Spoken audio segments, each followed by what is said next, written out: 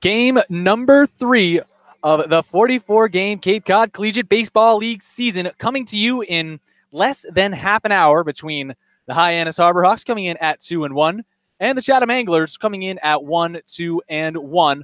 An interdivisional matchup taking place here at Veterans Field. Welcome into the broadcast, ladies and gentlemen, on the Hyannis Harborhawks Digital Network. My name is Chris Lucy. I'll be anchoring our pregame coverage, taking you up to first pitch, where Lyle Goldstein and Robert Marcello, today's play-by-play gurus, will take things over, as well as sideline reporter Danny Terzel, who will join us on the broadcast later in the program. She was all over the sidelines earlier today, had an interview with yesterday's the starting pitcher. Pitcher of record was actually Hayden Kettler, who came in after a stellar debut from Houston Roth. 4 innings pitched, 3 hits, 1 earned run in that start. But Kettler came in and got the win, because when Kettler came in, Hyannis exploded and was able to put up 2 more runs in his stead and lock down a victory for Hyannis 4-1 in Game 1 of the Barnstable Patriot Cup Series against the Kitsui Kettleers. But Houston Roth's parents are in attendance tonight. They were in attendance yesterday, and they had plenty of stories to share with us that Danny and I will be sure to get you caught up to speed on. A little bit of friendly banter between Houston Roth and his Ole Miss teammate Thomas Dillard among the highlights of that. But I digress. I'll get off track here. You're listening to the Hyannis Harborhawks Digital Network. We have full coverage of today's matchup between the Harborhawks and the Chatham Anglers coming to you quite soon. First pitch is slated for 7:30 or for 7 o'clock. But before we get you to that, we'll take a trip down memory lane and take a look at yesterday's highlights. Hyannis was able to take this one 4-1, and there were plenty of wonderful moments. So let's get you right into yesterday's action.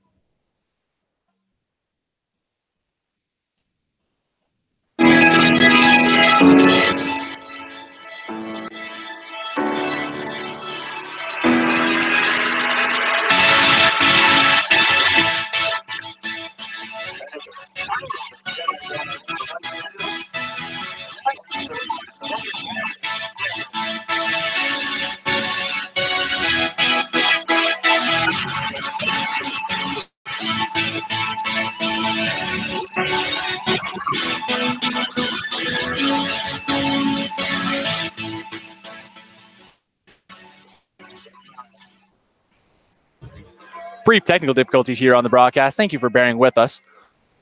Bottom line from that one, Hyannis exploded off the score sheet with a pair of home runs, one from Todd Lott out of the University of Louisiana at Lafayette coming in the top of the 3rd inning, and then Trevor Hauver, the second baseman from Arizona State, his first hit of that game, a home run to right field out at Lowell Park, where the Kettleers play ball, and Hyannis coming away with the 4-1 win over the Kettleers in Game 1 of the Patriot Cup Series. And now transitioning over to Game number 3 of the season for Hyannis, or Game number 4, between the Harborhawks and the Chatham A's. Coach Gassman will be at the helm for Hyannis today. Chad Gassman in his 10th season with the Harborhawks. But across the base paths from Coach Gassman will be an unfamiliar face by some accounts here in the Cape Cod League. That is the new head man for the Chatham A's, Tom Holliday, the former head coach of Oklahoma State University. He comes into the job with huge shoes to fill, to say the least. He's coming in replacement of John Schiffner, the winningest manager in the history of the Cape Cod Baseball League. He retired last year after over 500 wins with the Chatham A's and several championships as well. 2, to be exact. John Schiffner, the legendary head coach of the Chatham Anglers. He's now coaching ball in the regular season, handed in his summer spikes for a job at the University of Maine. And on the other end, Tom Holliday, over 300 collegiate wins as the head coach of Oklahoma State University. He gets his summer ball on a little bit. Had a little chance to speak with Coach Holliday earlier today. Not very much so daunted by the prospect of taking over for Schiffner, but he has a very unique approach to recruiting because he's been on the other side as the head man. He doesn't take anybody on the A's, by his account, that is not ready to play in the Cape Cod Collegiate League, because that's against the spirit of why these guys come out here. These players come out to the Cape so they can get reps rather than sitting on the bench behind players who might be more talented. So Coach Holliday was real with several players, brought in some guys that he liked. Schiffner already had 17 players signed by the time that Holliday came in, and most of them are with the team, but Holliday still bringing in his guys as well. But if we're going to speak to anyone today, we'll have to get a recap of Houston Roth's outstanding performance to start off his Cape Cod Collegiate Baseball season. Again, I mentioned he had a little bit of fun with his Cotuit counterpart, Thomas Dillard, who was a high school teammate of his, also a teammate of his at Ole Miss, where the two play their college baseball. And they had something riding on their two confrontations yesterday. Danny Terzer caught up with Houston Roth just a few moments ago. Here's the lowdown on what those two were up to yesterday. Coach Gassman told me he cautioned Cotuit to be one of the strongest teams offensively, but you held them to just one earned run through 4 innings. How'd you keep your command so effective? Just went out there and knew it's such a great league and just wanted to compete and stay over the corners. And, it's when you get beats, when you go over the middle. You struck out Ole Miss teammate Thomas Dillard. What was it like pitching him last night? Yeah, me and him had a little bet going in. He wanted me to throw him some fastballs, so I guess he got his fastballs, but I guess I got to get into the deal. What can we expect from you on the mound this season? Just go out there and compete every game. It's the same thing, no matter, here at Swayze, it's you're here to compete, and that's what I'm going to do. Thanks, Houston. Thank you. Danny Terzel now joins me on the broadcast. Danny, it's one thing to see a friendly wager between two teammates, but literally saying he's getting fastballs, it seems like Roth was asking for it, but he came out on top still. Yep, they seem like they have a good camaraderie, keeping things light out here, but Houston Roth last game kept his focus and was able to strike his good friend out. Danny Terzel joining me, Chris Lucy on the broadcast here. Hyannis Harbor Hawks getting ready for game number 4 of the Cape League season. Hyannis coming in at 2-1 on the campaign. Chatham, their opponents, 1-2-1.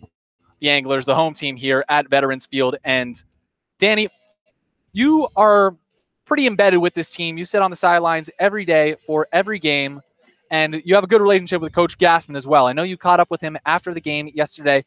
What did he like from what he saw from the ball club yesterday against Cotuit? Well, Chris, it's pretty much the same thing you saw. He was really happy with the pitching. Last game, he was happy with all 3 guys. He said they struck out a lot, and he liked what he saw. He still thinks that the team needs to figure some things out on defense. Cotuit stole third pretty easily last night, so that's something that he's looking to fix, get a handle of. He also mentioned Haver and Lott's home runs, likes the power they displayed there. Absolutely. 2 home runs, a home run apiece from those 2 very valuable bats for the Harbor Hawks this season. And from your perspective, right there in the dugout, you hear the team throughout the entire game. What's the vibe you get from team chemistry? Is this team getting along well? Well, they haven't really spent too much time together yet, but it definitely seems like they're encouraging each other in the dugout there, communicating with their players out and giving good vibes to everybody. So keeping that up will be an important factor in how that translates on the field as well. Well, Danny, I know you have to get down to your perch on the sidelines quite soon, but I'll just ask one more question before you head out. Who has already stepped up as a vocal leader on this team? Because I know you said you had a few ideas as to who was starting to creep into those roles. Well, I'm hearing Pedro Page's voice a lot down in the dugout, encouraging his players, which is great for him. He just got here on Tuesday, so he seems to be taking a leadership role pretty early, but it should be interesting to see once we get a few more games in who coach and who the rest of the teammates see stepping up into that position. Danny Terzel, thank you so much for joining me on the broadcast today. Be sure to get down to the sidelines and get plenty of good nuggets on the play-by-play broadcast today as well. Appreciate your time with us. Hyannis and Chatham about to get underway 15 minutes from first pitch from Veterans Field on game number 4 of the season for the Hyannis Harborhawks. Hyannis again coming in at 2-1. Chatham 1-2-1. Those two teams through 3 days. An Eastern and Western Division matchup between the two teams. Hyannis from the West, Chatham from the Eastern Division. Let's take a look at the divisional standings right now. Everything's pretty wide open in the East Division. Yarmouth Dennis at 2-1 leads things off there. Chatham right behind them at 1-2-1. Harwich Mariners at 1-3 in third place. The Orleans Firebirds at 1-2, and the Brewster Whitecaps tied with them at 1-2 as well. And in the Western Division, of course, you have the Hyannis Harborhawks, who are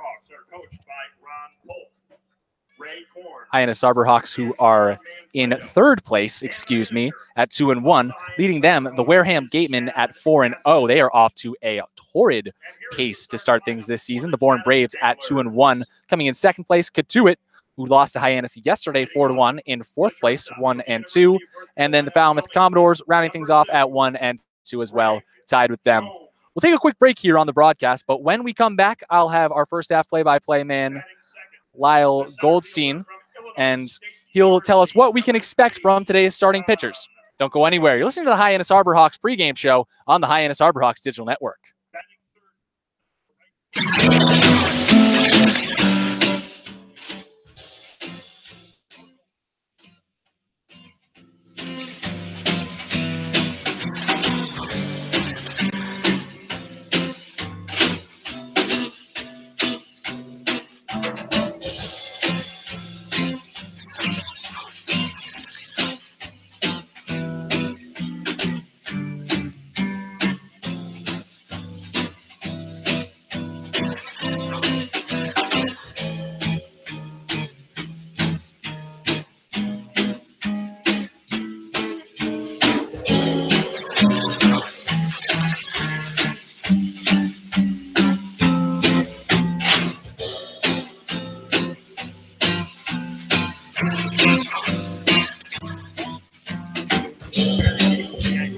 Welcome back on the Hyannis Harborhawks Digital Network. Chris Lucy joining you here.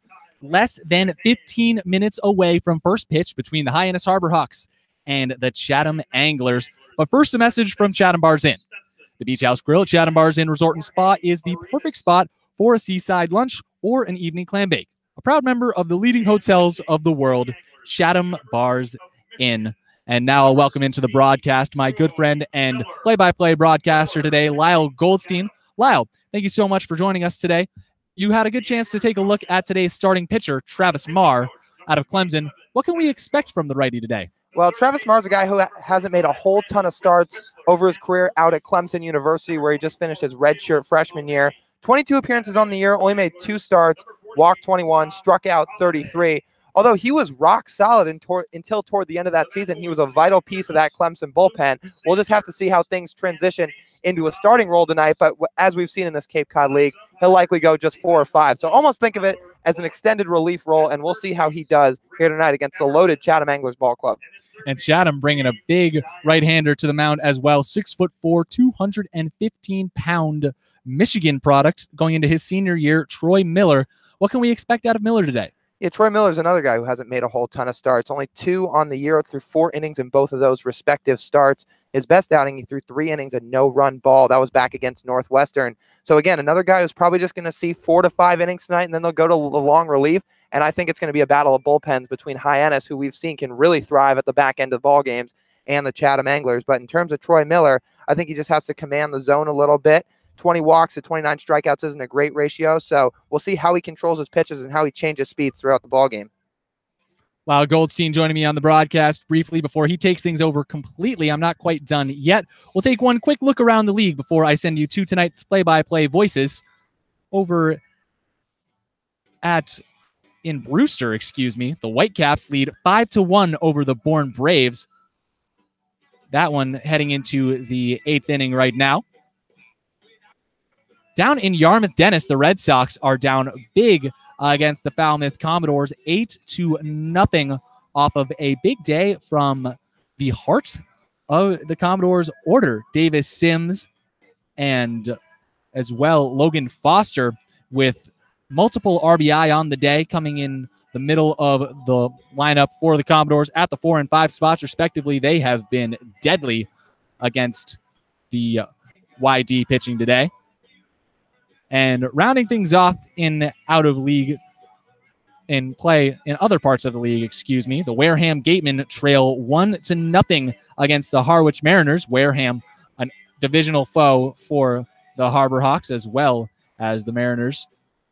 Harwich was able to scrape a run across the board in the bottom of the first inning. They're playing that one down in Harwich. And since then, Wareham has been shut down, which is interesting because the Gatemen come into this game the hottest team on the Cape, a scorching 4-0 record with 8 points to their name, has them sitting atop the Western Division standings, where the Harbor Hawks sit in third place. So Coach Gassman and head coach for the Chatham Anglers, Tom Holliday, have come out to home plate to exchange lineup cards. I'll take a quick pause here on the Hyannis Harbor Hawks digital network and get you to our play-by-play broadcasters quite soon. Thank you so much for joining me. First pitch is less than 10 minutes away between the Hyannis Harbor Hawks and the Chatham Anglers, coming to you live from Veterans Field. Don't go anywhere. You're listening to the Hyannis Harbor Hawks on the Hyannis Harbor Hawks digital network. Okay.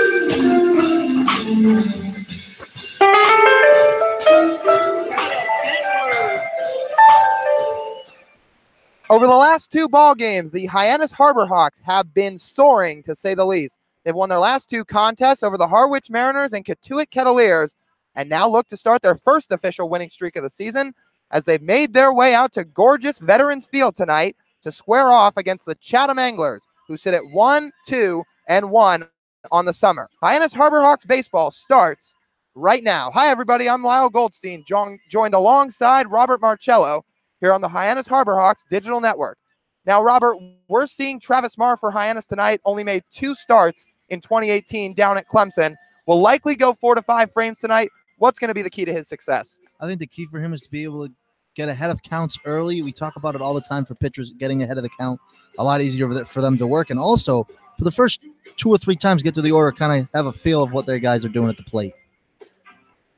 The Chatham Anglers send out right-hander Troy Miller out of Michigan tonight, a right-handed junior at 6'4", 215 pounds, out of Aptos, California, where he went 34 2/3 innings this season, 0-1 with a 3.37 ERA, made 2 starts and 19 appearances, walked 20, struck out 29, and held opponents to a 197 batting average. Your starting lineup for the Hyannis Harbor Hawks tonight, leading off Matthew Barefoot playing center field out of Campbell, Trevor Hauver hitting second playing right field out of Arizona State, Davis Wenzel hitting third playing shortstop from Baylor. In the cleanup spot, second baseman from Rice, Braden Como. Seth Gray will be hitting fifth and playing third tonight out of Wright State. Pedro Pages doing the catching and hitting sixth. Griffin Day playing first base in the 7th spot. Designated hitter Todd Lott batting 8th out of Louisiana Lafayette. And Colin Hall, the left fielder out of Georgia Tech, will round out the 9. First pitch just moments from getting underway here at Veterans Field as Matthew Barefoot steps into the right-handed side of the batter's box to square off against Troy Miller. A gorgeous night here in Chatham, Massachusetts. The sun just starting to set, lights barely coming on as Barefoot swings right through that first pitch fastball from Miller for a strike.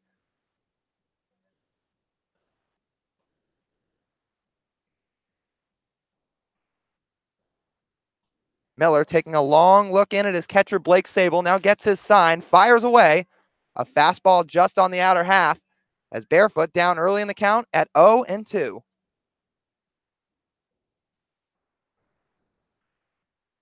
Seats are starting to fill up here at Veterans Field as Chatham is one of the main attractions here on the Cape League as Barefoot swings through a breaking ball for strike 3 in the dirt, completing the strikeout, throwing down to first is catcher Blake Sable.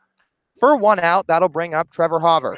Your defense tonight for the Chatham Anglers, Ben Ramirez out of USC over at third base, Greg Jones out of Wilmington playing shortstop, Jorge Arenas at second base, Tristan English out of Georgia Tech at first.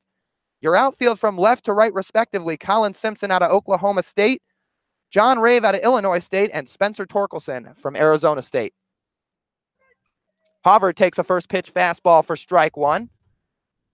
As Troy Miller's thrown 4 pitches to start this ballgame, all of them strikes. He's now ready with the next offering. That's in the dirt. Hauver holds up. 1 ball and a strike.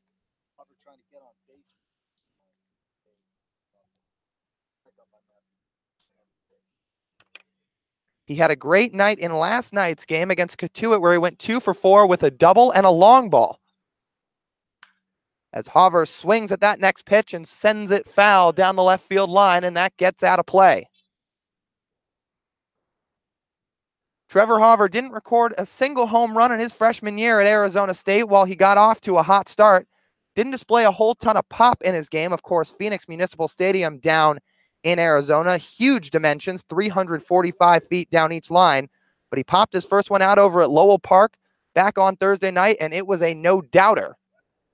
So he takes a fastball low and inside. 2 balls and 2 strikes.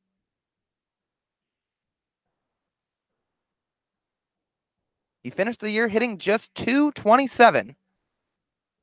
Davis Wenzel awaits on deck as the lengthy right-hander Miller fires away off speed outside.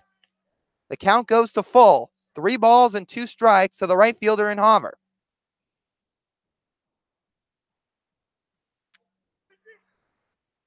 The infield playing the left-handed hitter in Hauver straight up with the left fielder in Simpson shaded toward the line. 3-2 offering, a high fly ball into deep right field. Backtracking as Torkelson makes the catch on the run right up against the wall, and Hauver is sat down for out number 2.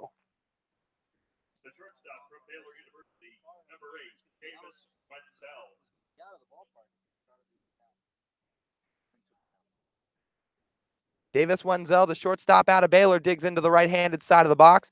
And my guess is, after the game tonight, Hauver and Torkelson will be exchanging a few words, both freshmen over at Arizona State. And Torkelson robbing Hauver of extra bases as he tracked down that fly ball in right field as Wenzel takes a breaking ball low and outside. Now Troy Miller starting to work a little bit quickly. Counters with another breaking ball. That drops at the knees. Count evens a ball and a strike. Wenzel recorded 1 hit in last night's ballgame. That was a double back in the first. So he swings at a fastball and shoots it foul behind home plate.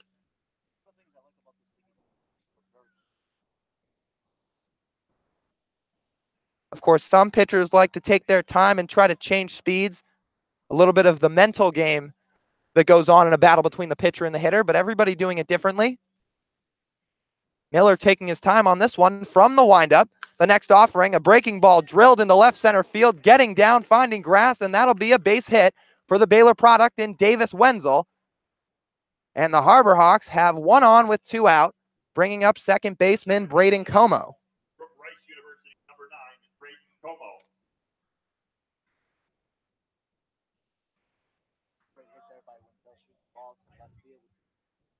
Single kind of field or going.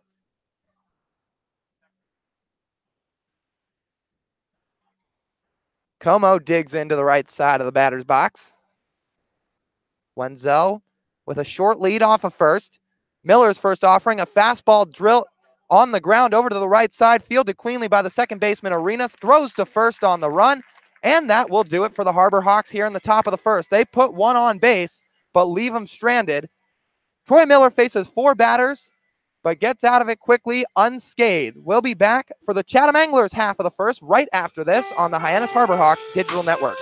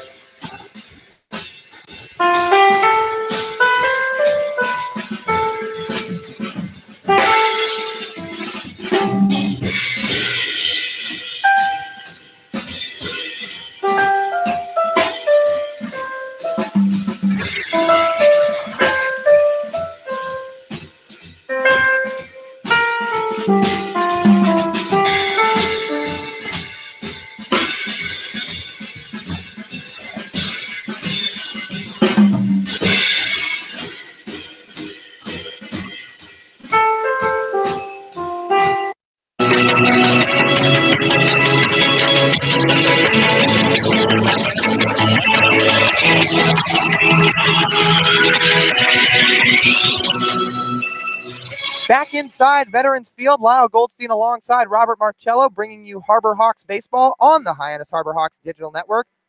Chatham Anglers set to go on offense here in the bottom of the first. They'll be led off by shortstop Greg Jones out of UNC Wilmington, followed by John Rave, the center fielder out of Illinois State.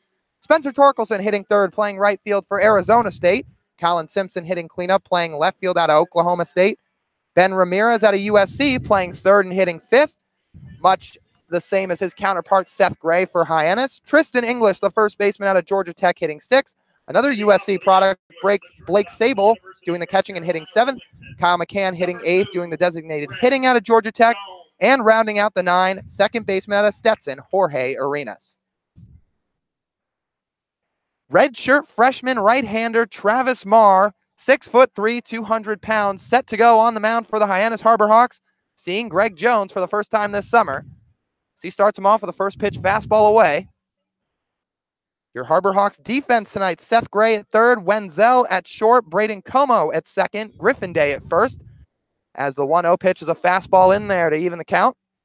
And from left to right, respectively, in the outfield, Colin Hall, Matthew Barefoot, and Trevor Hauver, with Pedro Pages doing the catching. Another fastball from Travis Marr, this time up. 2 balls and 1 strike to Greg Jones.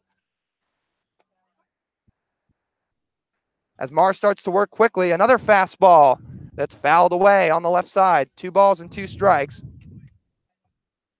Jones to start the year is currently batting .300 early in the 2018 Cape Cod League season.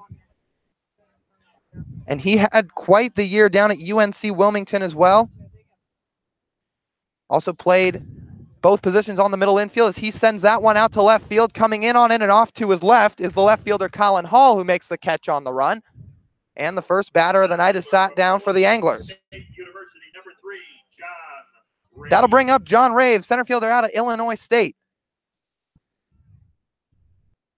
who currently on this summer sports a .286 average for the Anglers.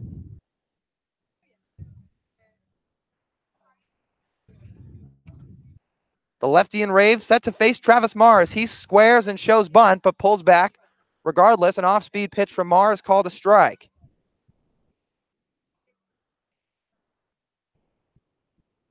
Marr ready, working quickly again. The next offering, a fastball in the outer half. Quickly ahead in the count. No balls and 2 strikes. Even with the bag at third is Seth Gray. The 0-2 offering. Fastball away. Couldn't entice the hitter in John Rave. Now 1 ball and 2 strikes. Marr still working very quickly. An off-speed pitch, breaking ball, chopped right back to the mound, fielded cleanly by Marr. Underhand toss to Griffin Day at first. And that will be out number 2. 2 batters faced, 2 outs for Travis Marr. But he has a tough task at hand, stepping to the plate. Freshman Spencer Torkelson out of Arizona State, standing at 6'1", 205 pounds. And if you can't notice from the inflection in my voice, it's no understatement to say this kid is something else. He digs into the right side to face Marr. Counters with a breaking ball to start him off in the dirt.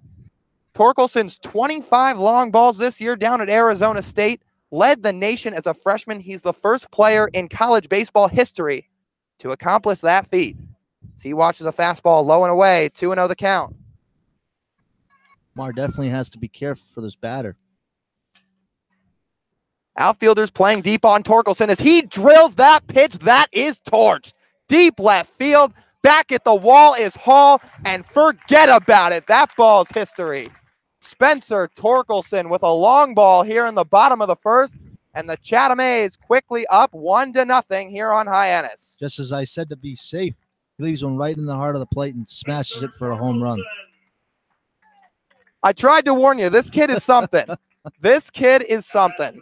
And he shows it right there. That was a no-doubter out to left field.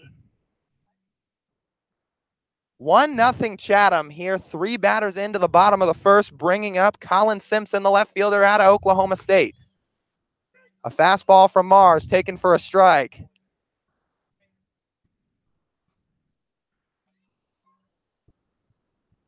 Marr still working very quickly in the at-bat. Comes back with an off-speed pitch. Hall chases at it, cuts right through it. 0-2 the count. Sun still setting here. The center fielder in Barefoot playing fairly shallow out in center field. The 0-2 offering. In the dirt, holding up is the hitter in Simpson. 1 ball and 2 strikes. Marr, as we mentioned in the pregame show, only made 2 starts on the year, used mostly as a reliever as part of a juggernaut Clemson bullpen that got all the way to a regional this year before losing to Vanderbilt.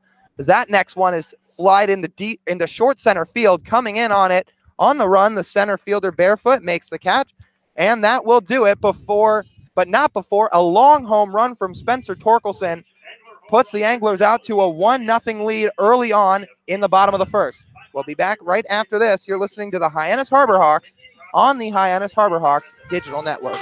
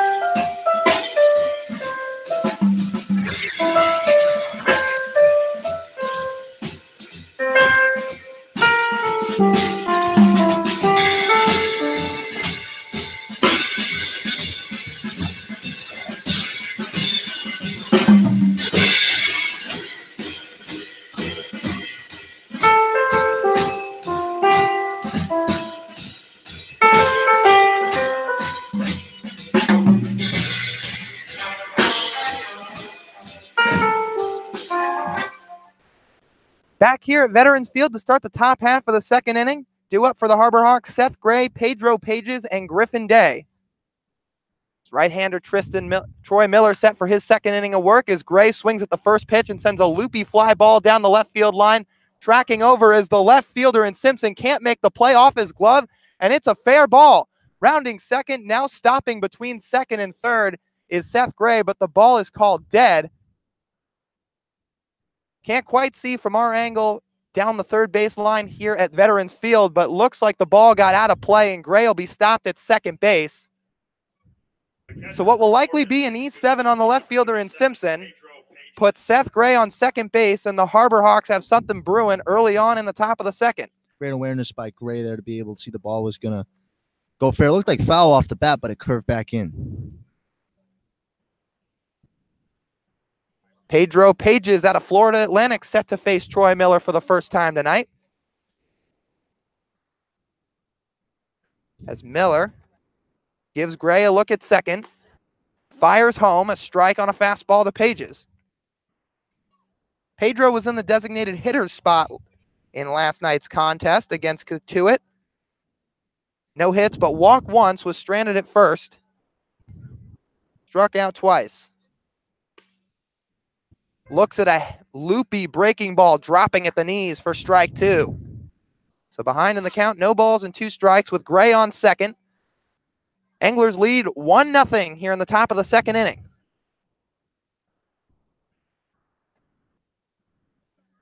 Getting a healthy lead at second is Seth Gray. Miller fires home, swing and a miss for strike 3. Pedro Pages sent down on strikes. And there's one out down for the Hyannis Harbor Hawks in the top of the second. Page is unable to move the guy over from second to third. Now with just one out, the Harbor Hawks still have a chance, though, to get this run across the board. Yeah, Page is likely not the type of guy to drop down a bunt, especially in that situation early in the game. But we did see him leg one out from first to third back in the Harwich game, in which they won 5-3 on Thursday night, as Griffin Day swings through a breaking ball. Day making his first start since Thursday night. Got the night off last night in Katuitt, but back in the lineup playing first base this evening against the A's. Fastball up and away from Miller.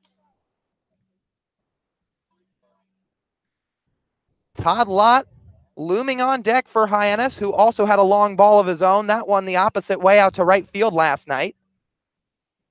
As Gray still with a healthy lead at second. Coming home is Miller, swing and a miss on a breaking ball from Day. 1 ball and 2 strikes the count with 1 out.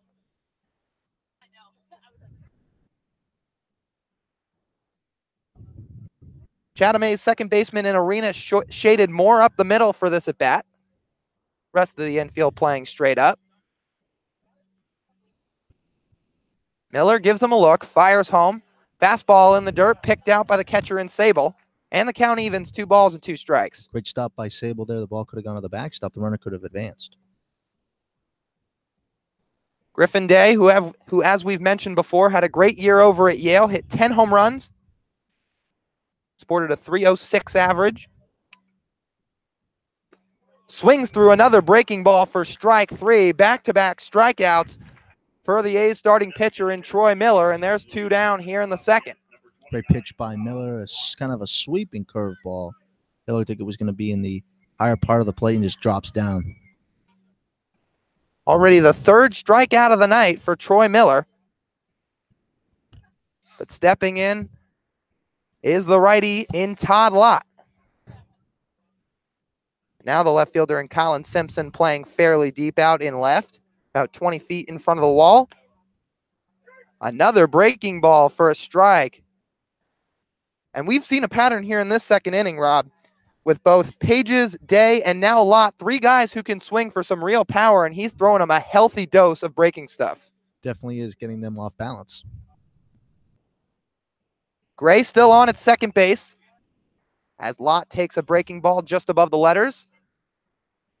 Called a ball and a strike to the designated hitter who plays his college ball at Louisiana Lafayette. Gray, of course, reached on an error from the left fielder in Colin Simpson to start the second. 1-1 the count with 2 outs. The A's up 1-0. Fastball low and outside. 2 balls and 1 strike. If Lott is to reach, it would bring up the number 9 hitter and left fielder Colin Hall. Hall also got the night off last night in Katuitt, but played the first 2 against Falmouth and Harwich. Next pitch to Todd Lott is a high fly ball into the gap in right center field, and it'll get down. Torkelson can't get there. Scoring from second is Seth Gray, and just like that, Todd Lott has knotted this game up at 1-1 in the top of the second inning. Great hit there by Lott, being able to drop it in between the right fielder and the center fielder to be able to get an RBI. A blooper. Didn't have a whole lot on it, but put it fairly deep into the gap in right center. It was a long run for Spencer Torkelson, who couldn't get there in time. Torkelson, of course, a first baseman by trade, at least at Arizona State he was. He came out of high school as a shortstop, played first base down in Tempe, also spent a few games in the corner outfield positions, but out in right tonight for the Chatham Anglers. As Hall looks at a fastball upstairs.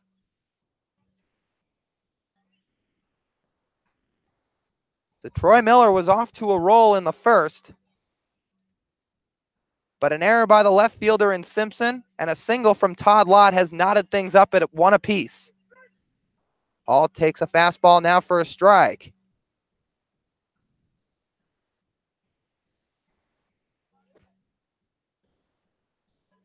A beautiful night here on the elbow of the Cape in Chatham.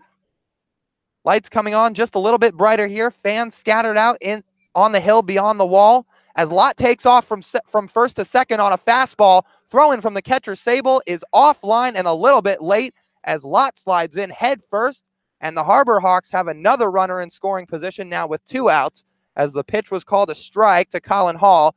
He sits at a 1-2 count with a man on second. Chatham there was not expecting that steal from Lott as no one came over to help the catcher. His catcher had to throw in late. A 1-1 ball game in the top of the second. The 1-2 to Hall. Fastball low and inside. Not a guy with a whole lot of speed. Didn't swipe a bag during his season at Louisiana Lafayette. But we've seen him do that a couple times here in the early going of this summer for Hyannis. As Hall sends a weak tap back to the glove of Blake Sable on a breaking ball, and that will do it for the Harbor Hawks here in the top of the second, but not before they tie things up at 1 apiece through an inning and a half of play. We'll be back right after this. You're listening to the Hyannis Harbor Hawks on the Hyannis Harbor Hawks Digital Network.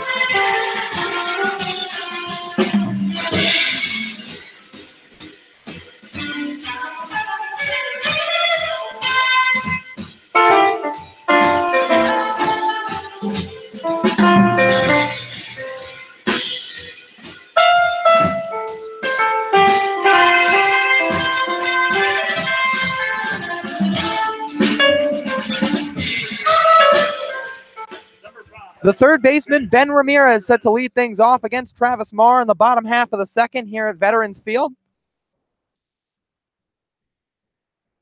Marr faced 4 batters in the first, retired 3, but a solo shot from Spencer Torkelson has been the lone run for the A's in the early going. Marr sets, delivers, swing and a miss from Ben Ramirez. That pitch was off the plate on the outer half, but giving it chase was the third baseman out of USC. as Marr works quickly again. Now a fastball swung on and fouled, backing out of play. Up onto the concourse at Veterans Field, where fans are scattered throughout the ballpark. A good-sized crowd on hand tonight. 0-2 the count to the lefty and Ramirez. Marr fires a fastball up and out of the zone.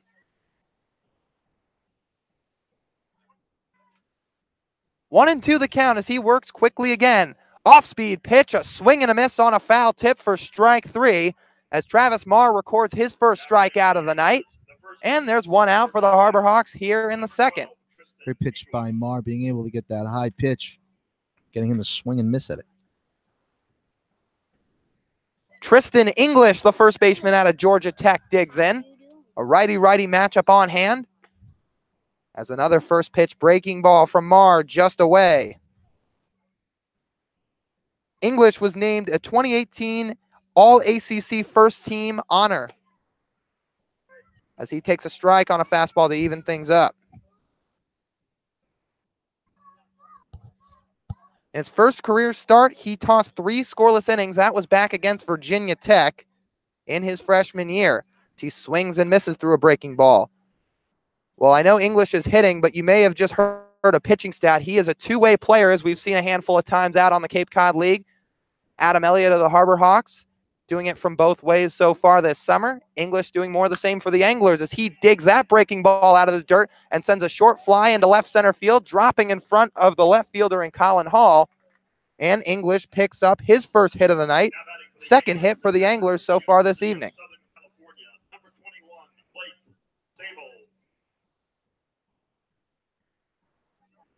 Now another USC product, the catcher Blake Sable, also a left-handed hitter, much like his college teammate Ben Ramirez.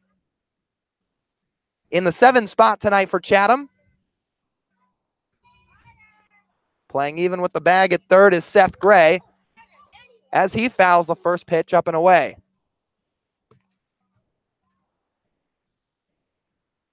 Blake Sable, an interesting little tidbit here for you, a distant cousin of Hall of Fame safety and former Pittsburgh Steeler Troy Polamalu, who also played his college football over at USC.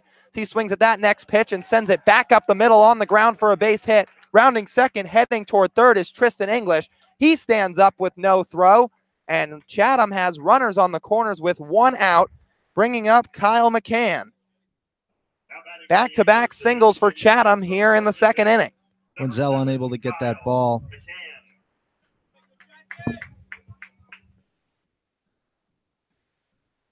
As runners on the corners here in the second inning, as we finish up the story about Sable, who, as we mentioned, the distant cousin of Polamalu. Hyannis is Todd Lott, a distant cousin of Ronnie Lott, who also played his college ball at USC. As an off-speed pitch is taken for a strike at the top of the zone by McCann. It's important for Marr to be able to get out of this, still with the score 1-1.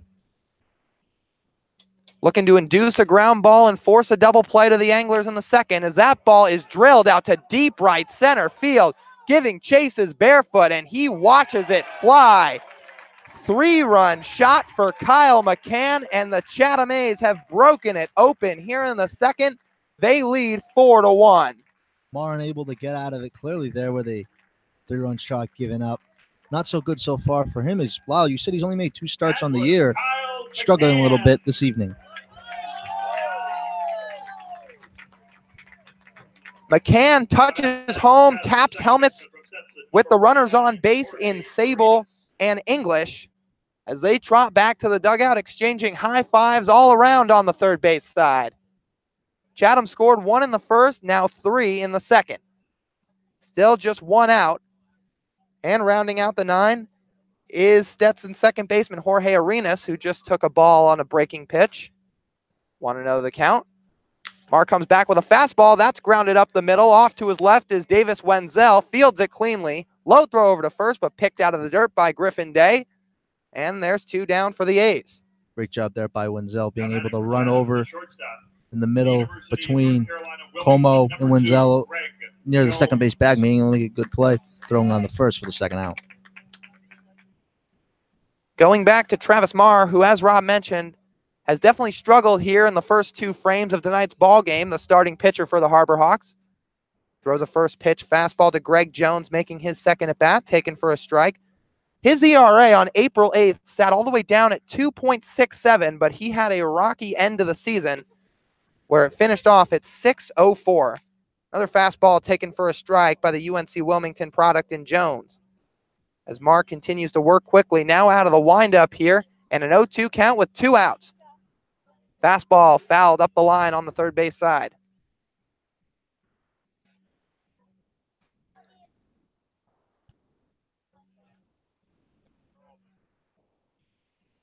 Anglers have scored 4 runs on 2 hits. Hyannis 1 run on 2 base knocks. The next pitch from Marr, breaking ball in the dirt. A 1-2 count with 2 outs in the second. 4-1 Chatham. Next offering from the right-hander in Marr, sent foul down the first base line. Well, with the left-hander in Jones up, the first baseman in Griffin Day shorted well toward the line at first. Another breaking pitch down low and out in front of the plate. As it's now 2s across the board for Chatham. Number 2, Greg Jones at the plate. 2 balls, 2 strikes, 2 outs. The 2-2 pitch fouled behind home plate. Just getting a piece of it is Greg Jones.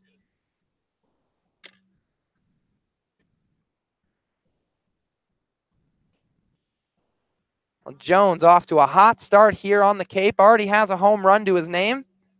So he swings right through an off-speed pitch from Travis Marr, and that'll do it for the Anglers here in the second, but not before they put up a 3 spot, highlighted by a long 3-run shot out to right center field by Kyle McCann. 4-1 Anglers through 2. We'll be back right after this. You're listening to the Hyannis Harbor Hawks on the Hyannis Harbor Hawks Digital Network.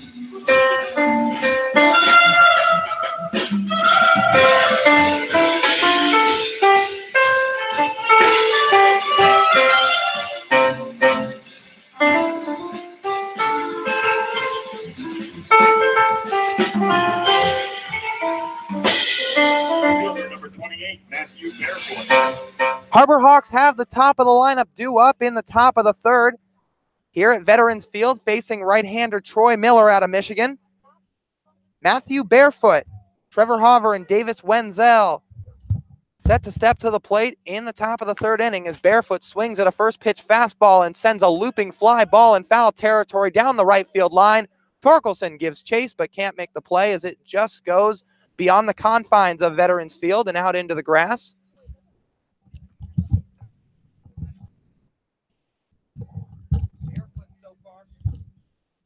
Barefoot so far with a strikeout to lead things off in the top of the first, an 0-for-1 day up to this point, but had a phenomenal year over at Campbell.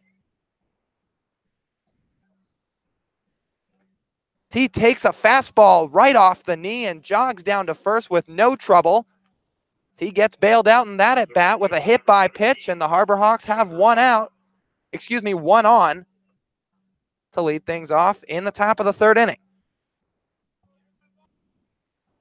That'll bring up Trevor Hoover, who flew out to right on a long fly ball back in the top of the first inning. Spencer Torkelson, his college teammate over at ASU, running it down in the gap just in front of the wall. As Barefoot gets his lead at first.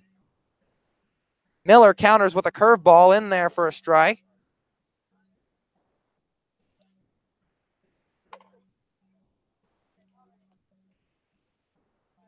The lefty in Hover with a 2-for-4 day in last night's contest, a home run and a double. As that off-speed pitch from Miller is low and outside. 1 ball and 1 strike. On deck, as I mentioned earlier, Davis Wenzel out of the University of Baylor, who hit .310 in 2018, along with 8 homers and 49 runs batted in. Hover sends a fastball right at the second baseman on a rope, caught by Hyannis. Trotting back to first is Matthew Barefoot, and there's one down here in the third.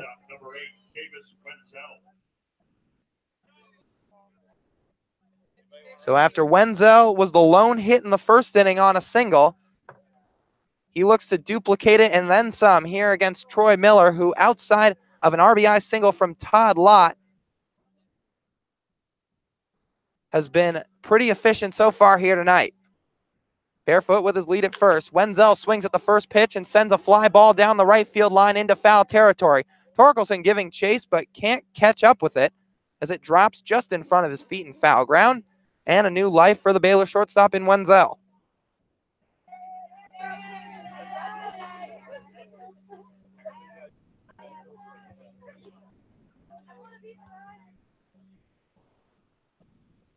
Wenzel played in last night's ball game for the first time,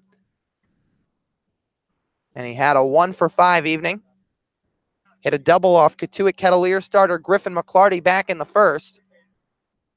And takes the fastball in the dirt. Taking off for second is Matthew Barefoot. Got a great jump and slides in with no throw. So for the third consecutive inning, the Harbor Hawks have a runner in scoring position. And there's less than 2 outs here in the third. Barefoot, as we mentioned, had a fantastic year over at Campbell University. And a lot of that consisted of his abilities to run the bases. He stole 33 bags for the Fighting Camels this season. He gets his lead at second. Miller gives him a look, now comes home. Wenzel shoots off a fastball, spoils it on the right side and out of play.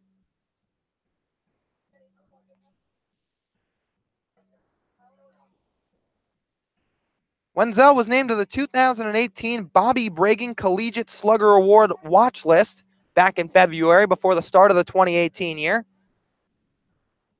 Also was named to the All Big 12 first team as he sends a fastball foul, stays alive in the at-bat.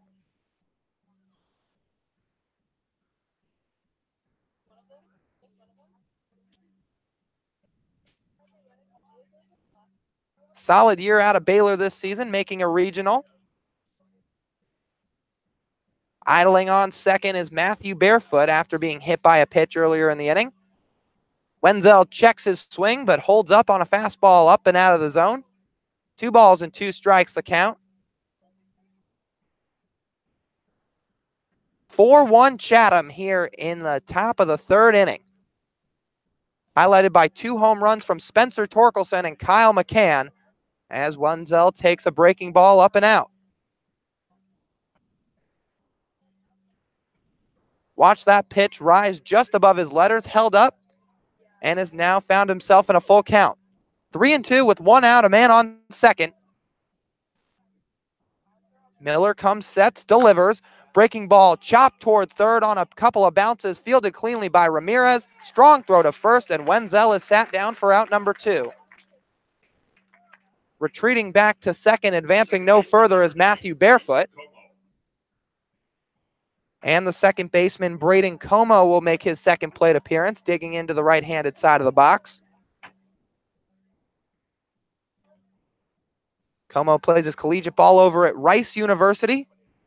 Originally committed to TCU out of high school and spent his freshman year there where he redshirted. Also was injured in his freshman year, garnering the reason for that medical redshirt.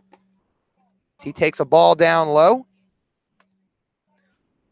But Como then transferred over to LSU Unice Junior College, and he tore things up down there, hitting .377, 4 home runs, 81 hits, swiped 30 bags. And then he transferred over to Rice for what was his redshirt sophomore season as he fouls a pitch back and off the screen behind home plate as he checked his swing. He hit .319 at Rice with 2 homers, 17 extra base hits, and an .802 OPS. 1-1 the count to Como. The infield playing back with 2 outs, idling at second and getting a steady lead is Barefoot. The 6'4" right-hander in Miller fires home with a breaking ball on the outside corner for strike 2. 1 ball and 2 strikes.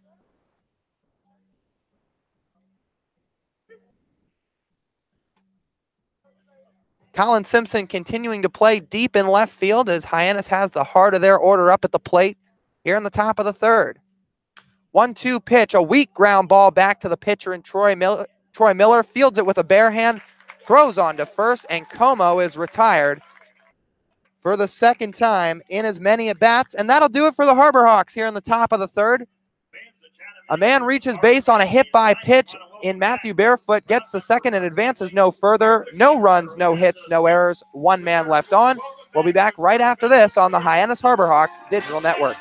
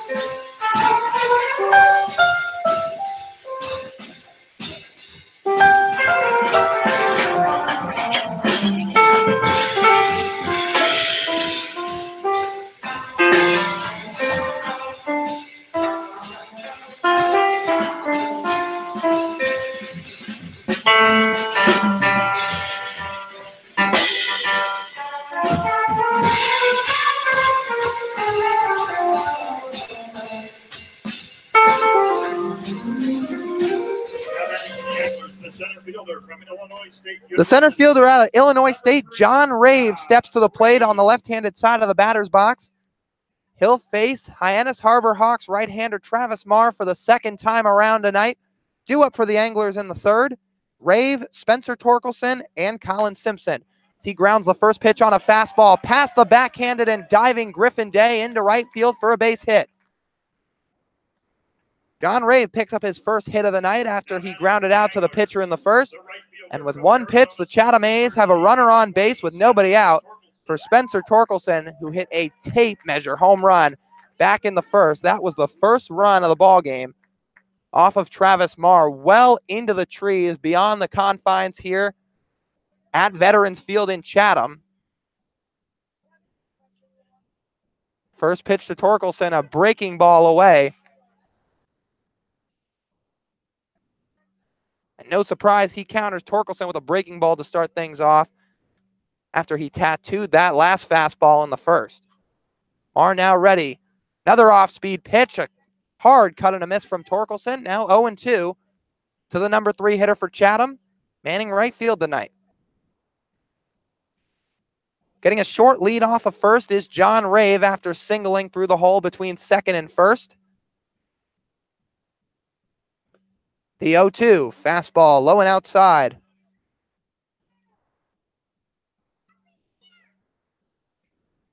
Torkelson, as we mentioned, a fantastic freshman year down at ASU, was named the Collegiate Baseball Writers Association National Freshman of the Year, along with Pac-12 Freshman of the Year. As Marr picks off at first, back safely is Rave. Also led ASU in walks, coming at no surprise with the rate that he was hitting home runs this season. 1-2 to the hitter in Torkelson. Marr's next offering, fastball on the outer half for strike 3. Torkelson walking back to the dugout very slowly in dismay, saying a couple of words to the home plate umpire as he's punched out for the first time tonight on a looking strikeout. Strikeout number 2 for the right-hander in Marr.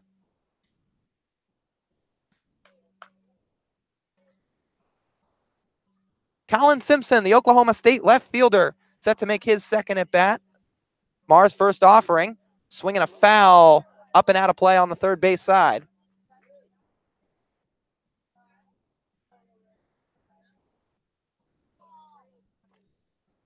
Colin Simpson also having a very strong year at Oklahoma State. As we mentioned, this is a loaded Chatham Anglers squad.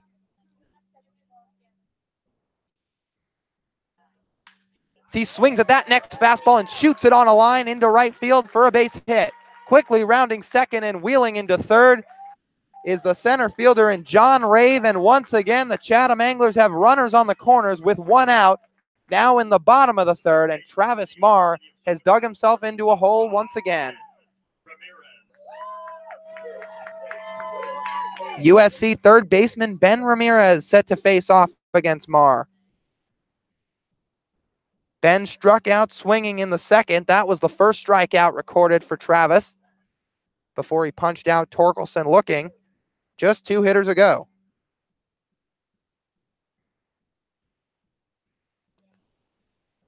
Marr, as we mentioned, only made 2 starts on the year at Clemson. ERA finished just over 6. First pitch curveball taken for a strike. Ben Ramirez currently in this Cape Cod summer hitting .429 to start things off through 5 games, or should we say 4.5, as we're currently right in the middle of this contest as he takes one in the dirt for ball 2.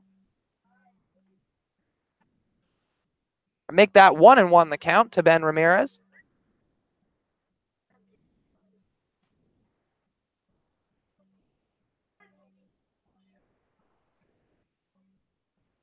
Marr now ready with the next fastball grounded through the hole between short and third into left field.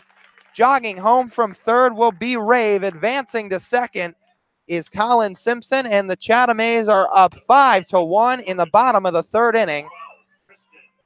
As Ben Ramirez staying with that fastball in the outer half, poking it through the hole. Wenzel gave a valiant effort to it, going off to his right and trying to make a backhanded stop, but out of his reach, getting into left field.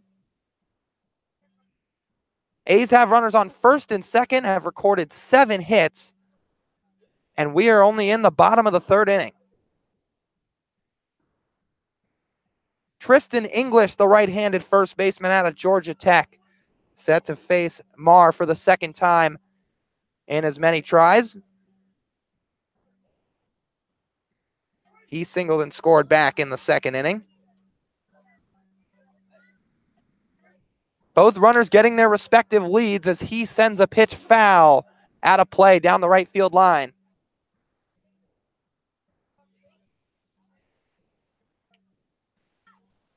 Tristan English, a 2-way player out of Georgia Tech, did his fair share of pitching through 3 scoreless innings in his pitching debut against Virginia Tech.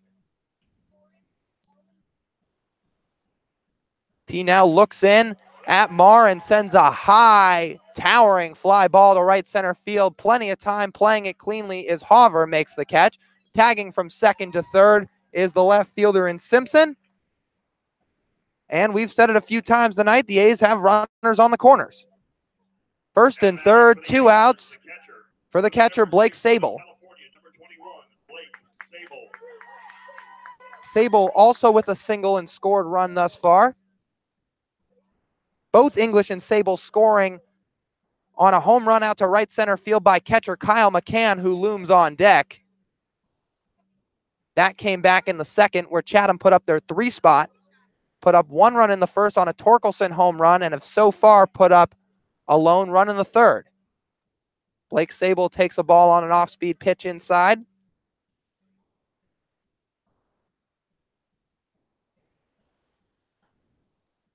Sun setting behind the trees here at Veterans Field. Lights coming on further. Taking off for second on a steal is Ben Ramirez. Now coming home on a pass ball will be Colin Simpson, scoring on a slide, and it is now 6-1 Anglers, just off the end of the glove of catcher Pedro Pages, getting all the way to the wall at the backstop here at Veterans.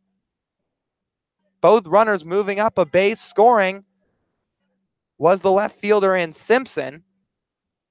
And now just a runner on. He stands at second base. That's Ben Ramirez, the third baseman who singled earlier in the inning. And his college teammate and Sable looking to add on and trade places with him right here. He scorches that fastball down the line, but foul.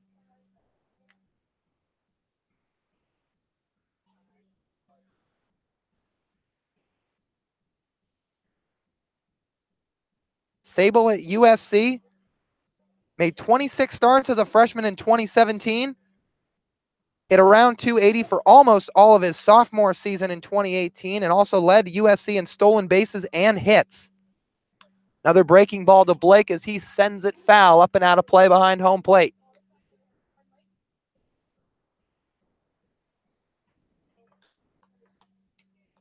Sable also played some first base, which is not an uncommon trend for catchers as it takes a lot of wear and tear on your knees squatting back there for 9 innings, game in and game out. But if you're a quality hitter like Sable is, often coaches try to preserve your legs and the duration of your career for that matter as reason to him playing a lot of first base this season. Pretty good athlete in Sable. He drills a fastball out to deep right center field, barefoot going back for it, and it is out of here. Blake Sable punches in with a 2-run shot. Chatham's put up 4 runs in the bottom of the third, and they now lead 8-1. Third long ball of the night for the Chatham A's. Ramirez scored trotting home from second on the long ball. 2 Trojans score on a 2-run shot. The 8th hit of the night for the Anglers. Now the man who had the second home run of the evening for the A's in Kyle McCann set to face Travis Marr for the second time. Takes a breaking ball in the dirt.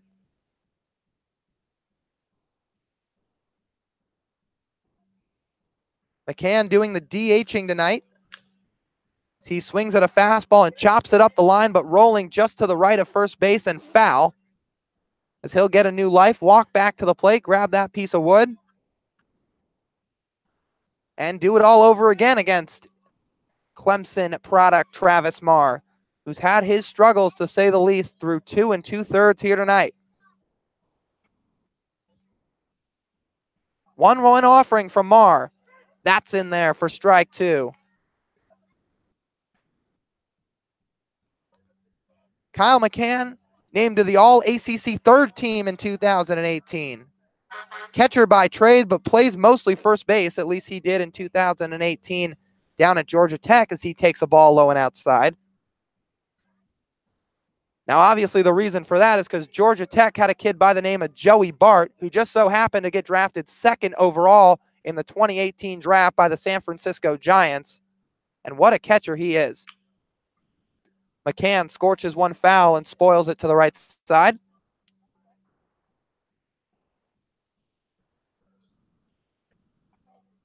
But McCann had such a strong bat, they had to find a place for him somewhere in the lineup, garnering the reason for him playing first base. But with Bart gone, will likely assume the catching duties next season down at Georgia Tech. He takes a breaking ball in the dirt. 3 balls, 2 strikes, 2 outs. Anglers lead 8-1 in the bottom of the third. Marr from the windup delivers. Weak ground ball up the middle, off to his left. Davis Wenzel fields it cleanly and makes the throw over to first, right to Griffin Day for out number 3. And that'll do it after a 4 spots put up by the Chatham A's in the bottom of the third. They lead 8-1 through 3 frames. We'll be back right after this. You're listening to the Hyannis Harbor Hawks on the Hyannis Harbor Hawks Digital Network.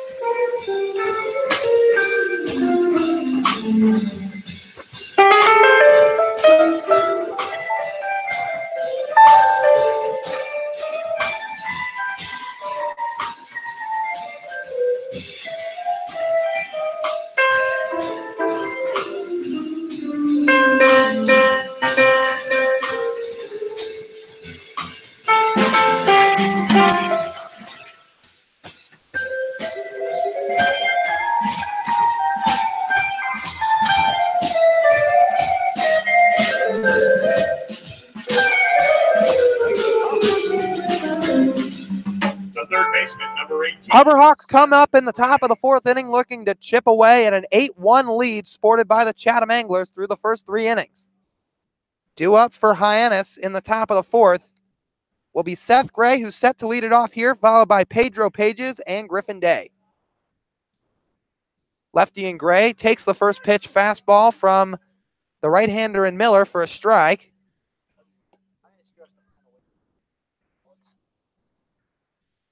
Next offering from the righty. Off-speed pitch. Gray checks his swing, but called a strike on the pitch by the home plate umpire. No balls and 2 strikes.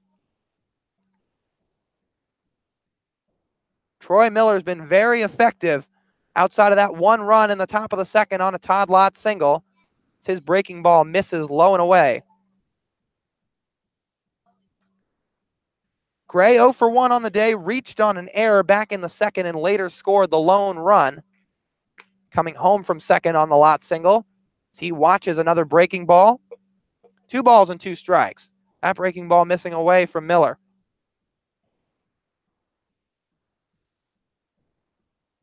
Pedro Pages on deck, who struck out swinging back in the second. As Miller wheels and fires the 2-2 pitch. Fastball just out of the zone, down low. Count is full to the right state product in Seth Gray. Miller from the windup. Payoff pitch. Swinging a high fly ball out to deep center field. Going back a couple of steps is Rave. Settles under it and makes the catch for the first out. Unable to get a leadoff hitter be able to get on base. Being down 7 runs here, they got to start chipping away at this lead. You can't get it all in 1 inning, but you got to be able to get a couple each inning. Pedro Pages looking to spark something for the Harbor Hawks. An 0 for 1 day, but during his 2018 season over at Florida Atlantic, he hit .309 with 13 extra base hits, 4 of those being long balls. He gets brushed off the plate and takes a fastball up and in.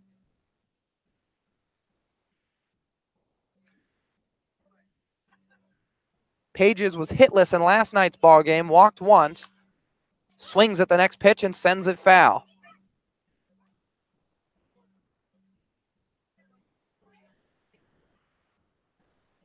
Pages stands at 6'1", 230 pounds, hails from Boca Raton, Florida. Waving that bat above his right shoulder on the right-handed side of the box.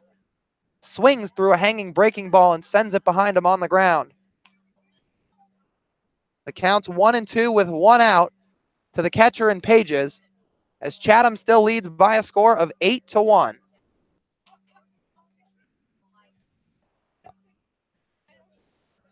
Both the infield and outfield playing straight up. The 1-2 offering, fastball out of the zone and high.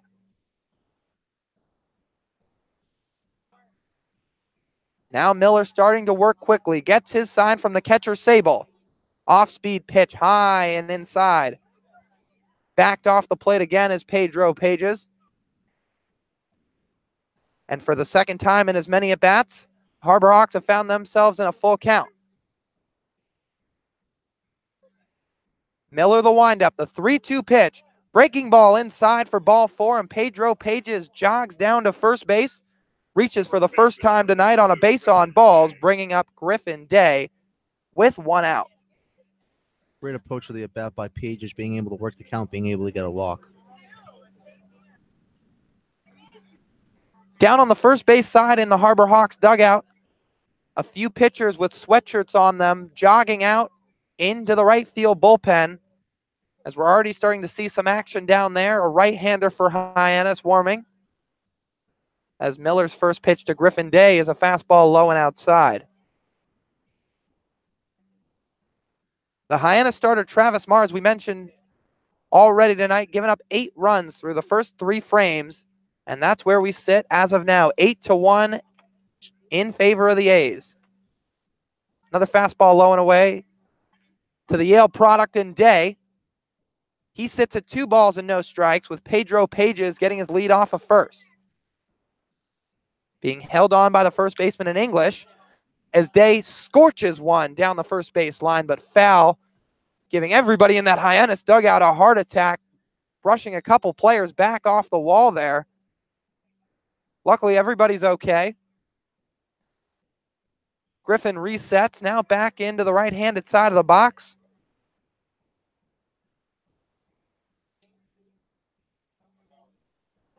The delivery from the right-hander Miller, a called strike on a high fastball. We saw Griffin Day taking some batting practice today here in Chatham, and he was hitting some tanks, as the kids would say these days, clearing the fence out in left and left center field time after time, looking to get into one in a game situation. He chops one down the third base line, rolls foul to the left.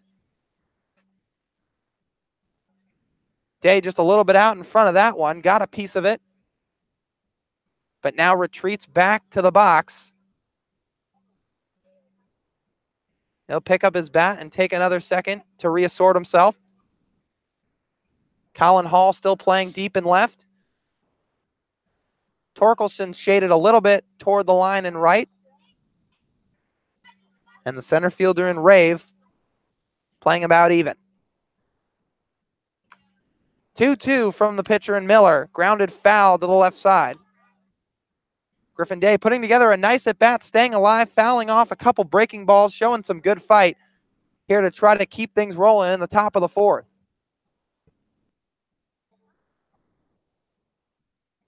Hyannis trails by 7 runs, but have a couple of power bats waiting on deck in Todd Lott, followed by Colin Hall as Day takes a fastball away. Now a full count for the third time in as many hitters. This is the power part of the Hyannis order. Page is on first, the hitter in Day, Lott on deck. 3-2 with 1 out. Payoff pitch grounded toward the first base line, past the backhanded side of the first baseman in English into right field. Pages takes off for second. He'll get in there easily. A C&I single for the first baseman in Griffin Day, who picks up his first hit of the night as the Harbor Hawks have runners on first and second with just 1 out. Great job by Day there being able to hit it whether or not. Right off the end of the bat, but with his strength, sending it between first and second, neither Arenas or English had a play on it.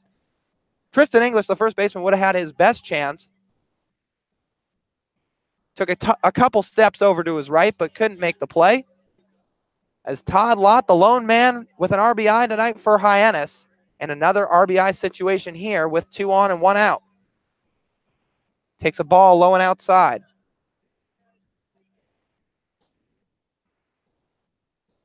Lott with the home run in last night's ball game. That was an opposite field shot out to right field over at Lowell Park in Katuitt.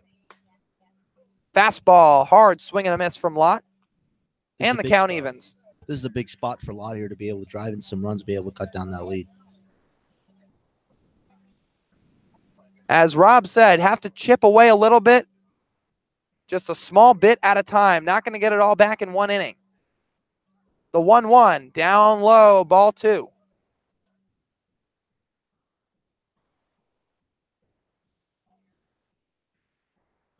Lott, a product of Louisiana Lafayette. Didn't hit a home run down there this season, but we know he can display some power, has hit some long balls out in batting practice, and then the home run last night for his first of the summer. He takes a swing at that fastball and sends it foul up and out of play.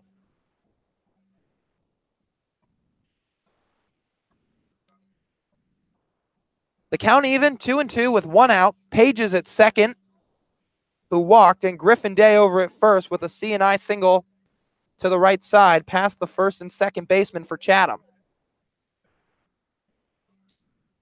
Miller sets. The 2-2 offering. Catches the outside corner for strike 3. Todd Lott goes down looking. Punched out for the first time tonight. And Colin Hall steps to the plate with 2 down in the top of the 4th. Tough there for Lott getting that outside pitch. Didn't think it was a strike for him, but he goes back to the dugout. 5th strikeout for Troy Miller, the first one looking tonight. Has been incredibly effective, and this is a guy who's on a temp contract, but he's making his name heard here tonight on the mound. Hall swings and misses through that first pitch fastball.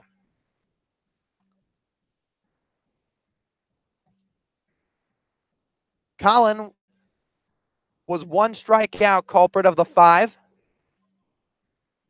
due to the right-hander Troy Miller. He struck out swinging in the second. He swings and sends it foul on a line behind home plate. Behind in the count quickly, no balls and 2 strikes. Hall had a productive freshman year over at Georgia, a 283 average. That was 3rd among freshmen on the team. Going up against a couple of teammates tonight in both McCann as well as English as he sends one foul off his foot. Hall dropped his bat in a little bit of pain outside the batter's box, but he shakes it off. Still favoring that right ankle a little bit outside the left-handed side of the box.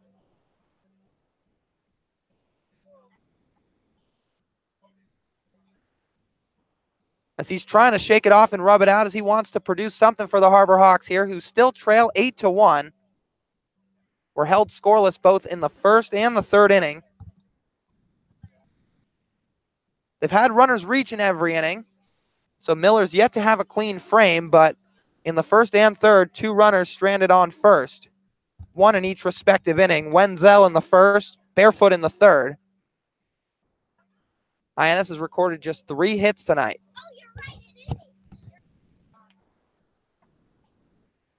Also 1 in each inning, all of them being singles. Lot back in and ready. 0-2 count, the pitch on the way, swing and a miss on a fastball, and that will do it for the Harbor Hawks here in the visiting half of the 4th. As Miller gets out of another inning unscathed, puts a 0 up on the board for the 3rd time in as many attempts, and the score remains 8-1 Anglers through 3.5.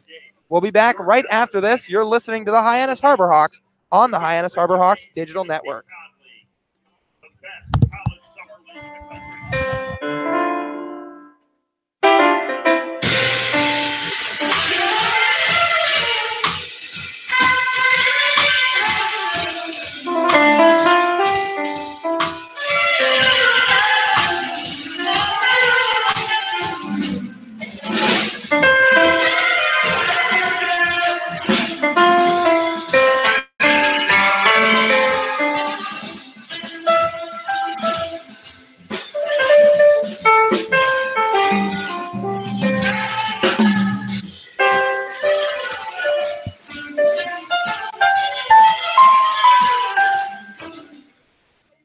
Welcome back here on the Hyannis Harbor Hawks Digital Network. Chris Lucy taking you around the league here in the bottom half of the 4th inning. But first, a word from Franklin Sports.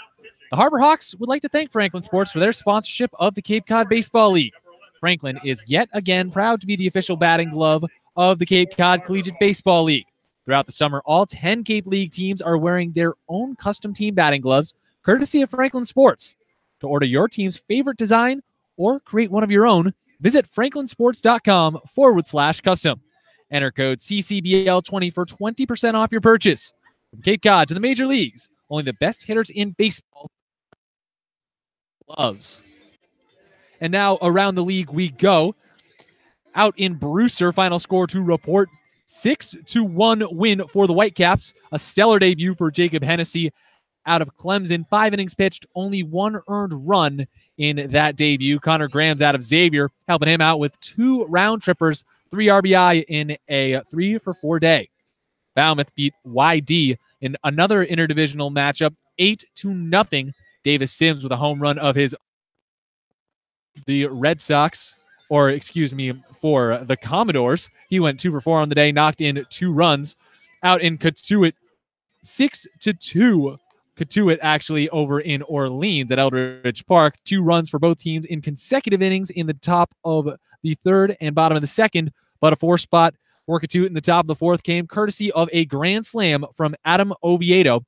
And as things stand right now in Harwich in the top of the 6th, it's 2-0. Wareham's 4-game winning streak is in jeopardy. And now I put you back into the very capable hands of Lyle Goldstein and Robert Marcello. Gentlemen, take it away. All right, Chris, thank you very much. A new pitcher on hand for the Harbor Hawks in the bottom of the 4th. Right-handed pitcher Dominic Masulo, who just finished his sophomore year at Morehead State University, 6'3", 200 pounds.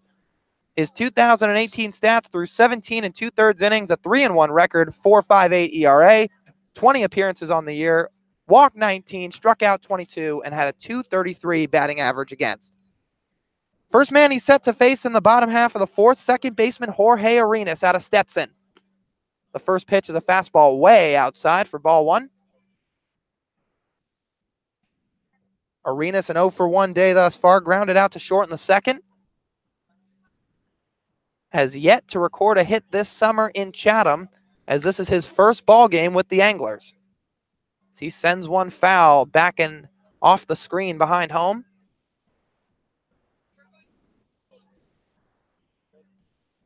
The sun just about set behind the trees on the elbow of the Cape. Lights almost fully on at Veterans Field. Taking responsibility for most of the light here now artificially, as a curveball from Masulo misses down low.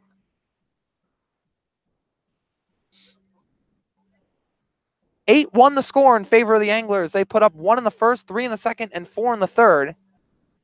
Hyannis put up a lone run in the second, but have yet to do further damage.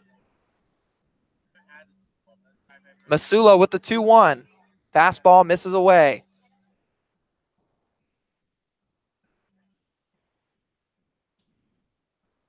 Hyannis served as a team captain in 2018 for his Stetson Ball Club, while also led the club in runs batted in. That 3-1 fastball low and outside for ball four gets just away from Pedro Pages. Trotting down to first will be Hyannis, reaching for the first time tonight, and in this 2018 summer for that matter, bringing up Greg Jones. Mazzulo off to a bad start with a leadoff walk. You never want to have leadoff walks because it gives you less confidence. So the left-handed hitter in Jones still looking to record his first hit against the Hyannis Harbor Hawks.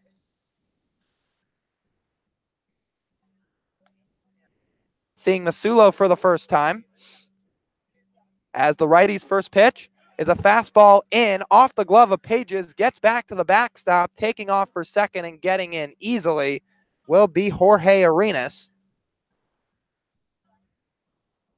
As time's being called, trots over to his third base coach to have a quick word with him as Pages is out to the mound to talk to Masulo, just to calm him down for a quick second.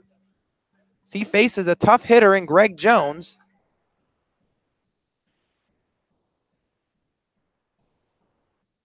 Had a fantastic season at UNC Wilmington. Scouts describe him as having a quick glove and aggressive style, causes problems for opposing middle infielders as he takes a strike on a fastball. But he can do it with the bat as well. 278 average, 782 OPS, 4 long balls, 21 runs batted in. And how about this? He walked 33 times. For a leadoff hitter, he has quite the plate approach. Fastball at the knees from Masulo, called strike. Count 1-2.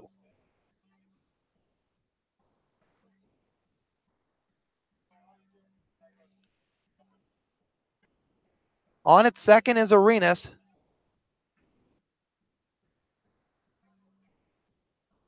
Getting held on by Wenzel, going in and out over at second base.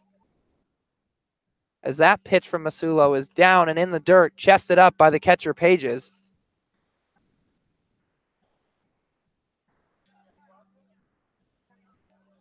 Count now evens to Jones. Playing just behind the bag at third is Seth Gray. Day playing almost on the outfield grass over at first. Rest of the infield back. Jones gets a piece of a breaking ball and sends it foul.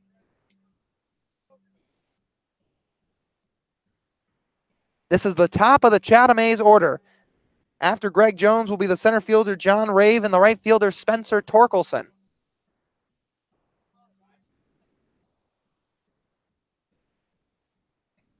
Masulo gets his sign from Pages, the stretch, and the 2-2 down low. Fills up the count at 3 balls and 2 strikes. Still nobody out in the bottom of the fourth.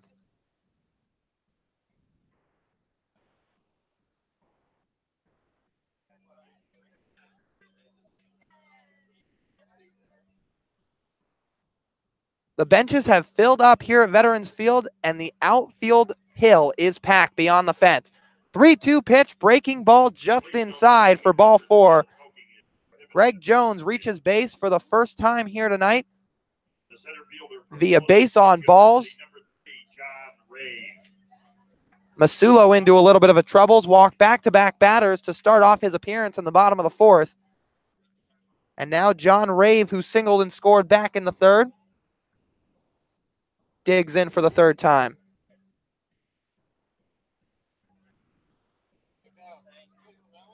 Masulo checks the runners. Rave shows bunt, but pulls back.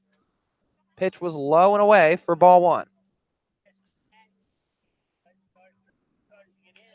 If Rave does indeed square around and put one down, tries to drop a bunt, it would likely put runners on 2nd and 3rd with less than 2 outs for Spencer Torkelson, who's already homered tonight, but won't need to as that ball skips away from Pages on a spike fastball, advancing 90 feet station to station is each respective runner. Jones on at 2nd, Hyannis at 3rd, and ducks on the pond for the A's in the bottom of the 4th. They threaten again. Pizzulo here might have to trade runs for outs here, as a ground ball would do numbers for him. Still having some trouble finding the plate. As we mentioned, he's walked 2 consecutive batters and now down 2-0 to the hitter in Rave. He sets fires. That fastball gets over the head of Pedro Pages to the backstop. Sliding home with no play at the plate is Rave. Jones moves over to 3rd. Rave the hitter. Scoring is Hyannis. Jones moving over to 3rd, and it's now 9-1 Chatham. Not off to the start he envisioned in his Cape League debut, the Moorhead State product Dominic Masulo. 3-0 the count to the Illinois State product. The left-hander watches a ball go by upstairs, and that puts runners on the corners for Chatham. Nobody out, 9-1 your score. And Spencer Torkelson strutting to the plate. Not the guy you want to see with runners on base. Already done his damage so far tonight. He did strike out looking in the 3rd, but sent one off into the night beyond the confines at Veterans Field in the 1st. Masulo's first offering. Finds the white, a called strike by the home plate umpire on a fastball, and for the first time in a while, he's ahead. No balls and a strike.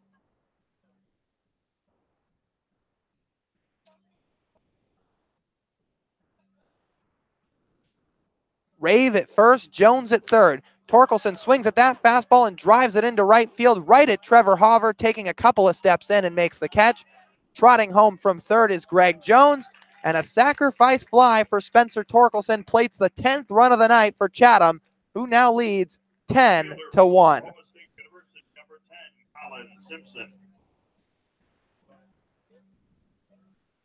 Rave retreated back to 1st, couldn't advance on the play. But the cleanup hitter and Colin Simpson up now. Simpson, a left-handed hitter, manning left field tonight, as he did for so much of the season down at Oklahoma State. First time seeing Dominic Masulo this summer. He takes a fastball right down central for strike 1.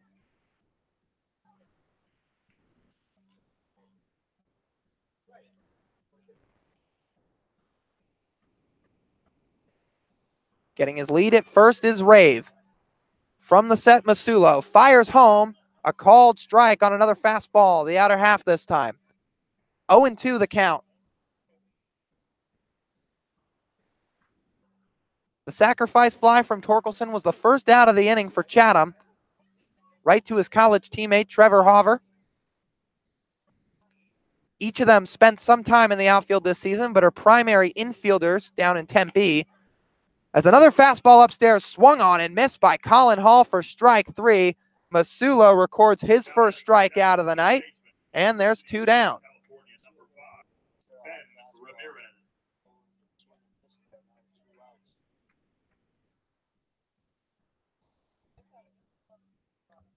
Ben Ramirez, who singled and later trotted home on a home run from his college teammate, Blake Sable. Now up against Masulo. The pitch to the left-handed hitter. Misses inside.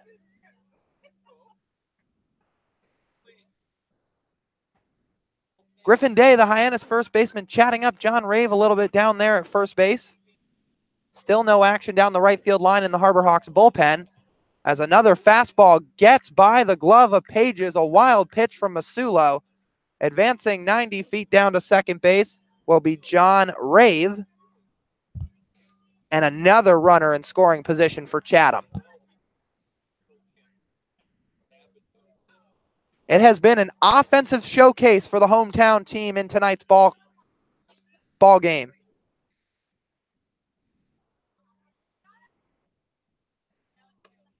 (2-0) from Masulo. Fastball upstairs. Chatham is still yet to put up a 0 on the board on offense. As we mentioned, they've scored in every inning. Since the first inning, they've put up multiple runs in the second, third, and fourth frame. A strike called on a 3-0 fastball to Ben Ramirez.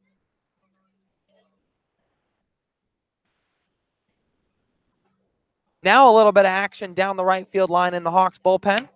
Looks like another right-handed pitcher just getting loose. As Masulo misses with another fastball high and outside, Ben Ramirez records a walk. The fourth this inning for the reliever in Masulo. And there's runners on first and second. Time called. Head coach Chad Gassman making his way out to the mound, and this may be it for Moorhead State right-hander Dominic Masulo. And that will be the end. He hits the showers and walks back to the first base dugout. New reliever on hand for the Harbor Hawks. We'll have that for you when we come back here on the Hyannis Harbor Hawks Digital Network.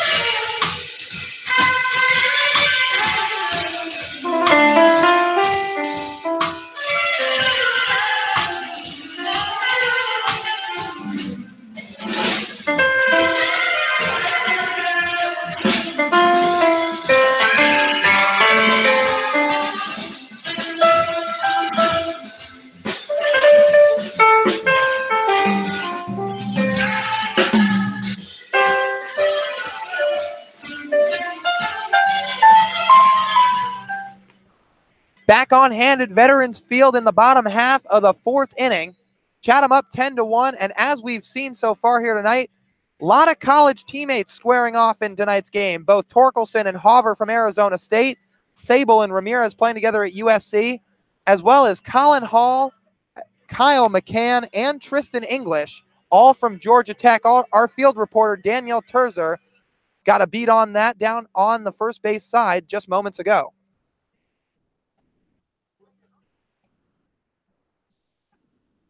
First baseman, Tristan English. And Tristan English, but this time as opponents. I caught up with Colin, who's looking forward to seeing his teammates out there. He spent a few summers playing with good friend Kyle, but it's his first go-around playing in a different uniform than Tristan. Colin said he's excited to catch up with both after the game. All right, Danny, thank you very much. New reliever in Zach Cohn out of Central Michigan fires in a first pitch fastball to the new Chatham A's hitter in Tristan English, the Georgia Tech product, who swung and missed at it for a strike. Cohn working very quickly with 2 runners on and 2 outs. A swing and a foul out of play down the right field line. And Danny was talking with Colin Hall before the game. I just overheard her a little bit. She said, "What can we expect out of your college teammates tonight in McCann and English?" And he said they're both going to show up ready to play. And he thought they were going to play well. And I'll tell you what, with Kyle McCann, he hit it right on the head. Kyle with a 3-run shot back in the 2nd inning for Chatham. As the current hitter in English, the other Georgia Tech product, just took his first ball from Zach Cohn. The count at a ball and 2 strikes with 2 outs. Chatham still leads 10-1. Looking to do even more damage here. With a runner in scoring position, another on first. Curveball called strike 3, and that will do it here in the bottom of the 4th. Cohn faces 1 batter and punches him out quickly on a looking strikeout, his first of the night, but not before the Anglers plate an additional 2 runs. They lead by 9 here at Veterans Field. We'll be back right after this. You're listening to the Hyannis Harbor Hawks on the Hyannis Harbor Hawks Digital Network.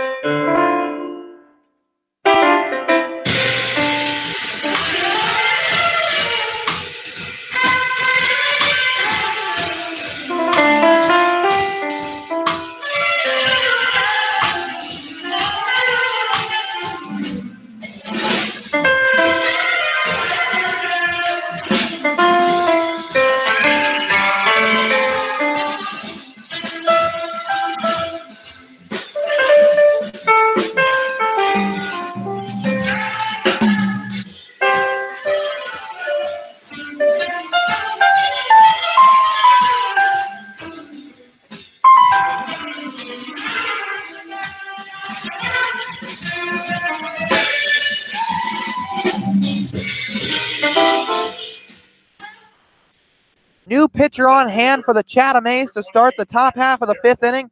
Pitt product Dan Hammer. Hammer immediately stepped into Pitt's starting rotation as a freshman in 2017.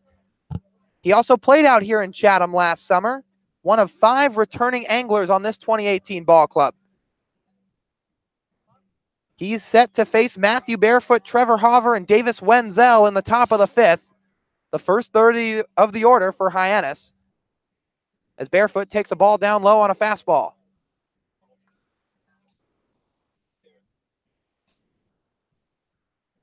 Barefoot, hitless tonight, swings at that next pitch and sends a looping fly ball down the right field line.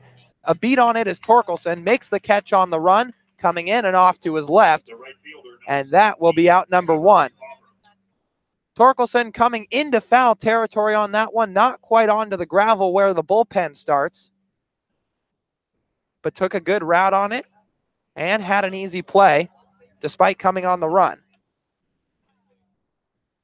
So Barefoot 0 for 2 tonight, had a hit by pitch in the 3rd, but has otherwise punched out and now flew out. Trevor Hoover's first pitch is a fastball chopped towards short, fielded easily by Greg Jones. A perfect throw on to first, beating Hoover by a step. And quickly, 2 outs in the top of the 5th. a picture-perfect start for right-hander Dan Hammer. Jones took a little time at shortstop to be able to throw that ball. At first, thought he could throw it. It wasn't in his hand clear enough. He had to hold on for a little longer and just threw it on to first base for second out. Jones definitely took his time, but has such a strong throwing arm over at short. One of the better middle infielders across all of America, as Davis Wenzel takes a strike from Hammer on a fastball.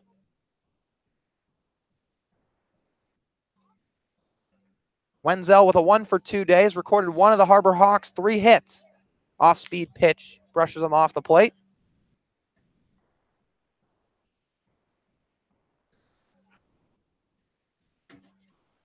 Wenzel was named to the Bobby Bragan Collegiate Slugger Award watch list, as we mentioned, and only committed 3 errors as an infielder as he swings through that pitch. A ball and 2 strikes. So Wenzel wasn't here the first couple games of the season, but got here in the middle of the week. And it has been a shot in the arm for the Harbor Hawks as he's done it from both sides of the ball early on. Watch as an off-speed pitch down low. 2 balls and 2 strikes with 2 outs. The 3 errors he committed as an infielder were the least on the team among qualified fielders.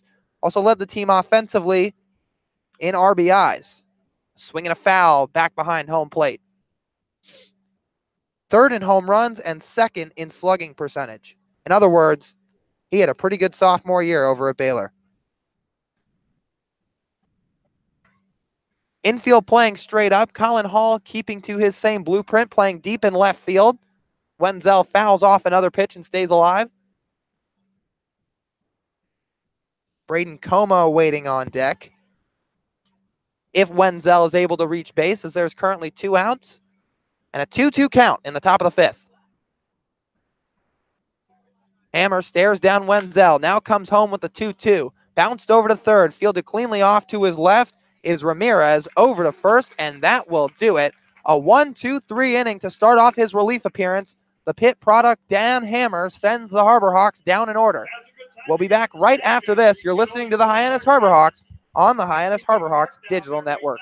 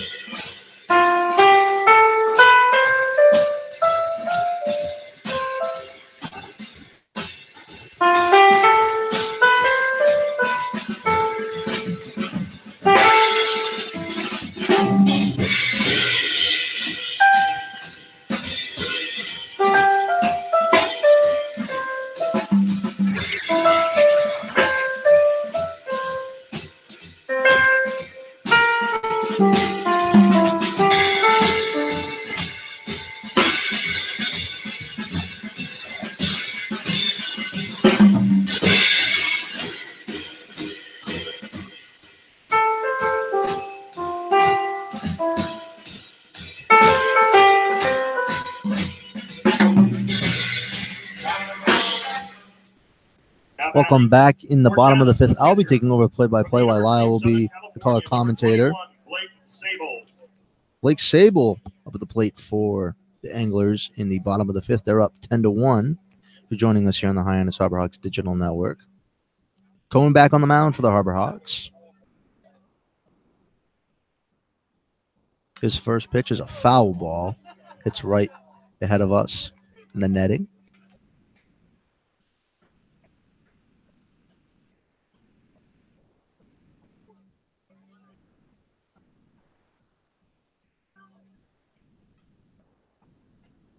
Second pitch of the at-bat is a line drive right up the middle and a leadoff single as the Anglers cooking in the bottom of the 5th. Are being up 10-1.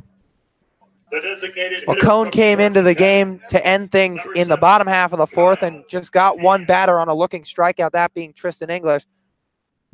That time, a couple pitches to Blake Sable gives him a fastball on the outer half of the plate, maybe a little bit in toward the white, but he he wasted no time drilling that right back up the middle. His third hit of the night, 2 singles and a long ball.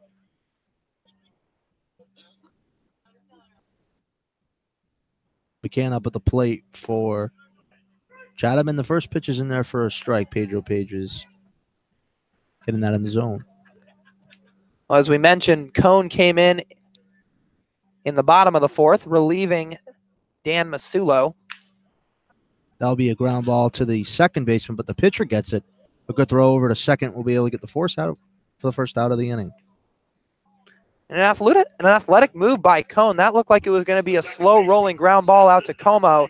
Wouldn't have had to play at second on it. Would have had to go to first, and a runner would have advanced. But the pitcher and Cone coming off the mound, taking charge, fielding it glove side, and a strong throw off 1 foot over to second. As we mentioned, Cone came in for Dan Masulo, who just lasted 2/3 of an innings, gave up 2 earned runs on 4 walks and no hits. Pigeon swing and a miss.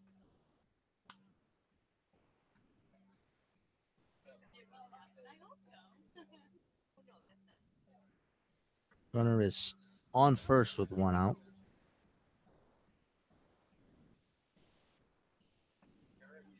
Pitches in. Ball outside. Up to bat for Chatham is Hyannis.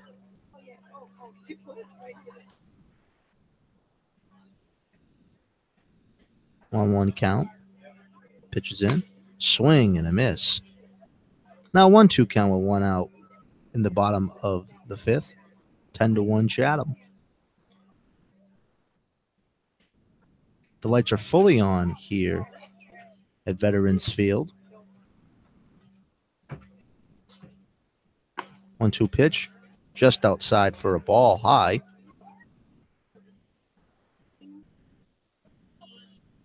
Chatham has scored in every single inning as Hyannis is trying to keep this lead to just 9 and try to be able to come back in this game. Which then that is a fly ball out to the center fielder, and it appears he has it, and he does for the second out. Yeah, Arenas put a nice charge into that one, just got a little bit under it, sending it out to the right center field gap. The center fielder in barefoot having to run a long way for it, backing off to his left, making the catch right at the warning track in right center in front of the 357 sign. But barefoot, as we know, he's got some speed to his game, stole 33 bags at Campbell, already a couple here in this summer, and covers a lot of ground out in center field. Greg Jones now up the plate for Chatham, and that first pitch is in for a ball.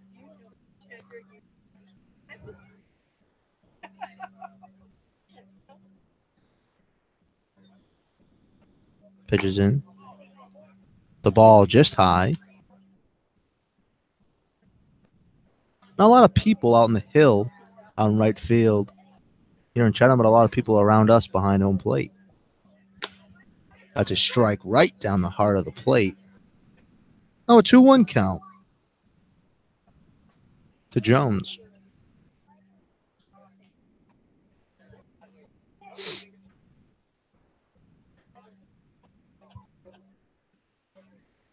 Two-one count is in, and that is a strike. Now back to 2-2 count with 2 outs.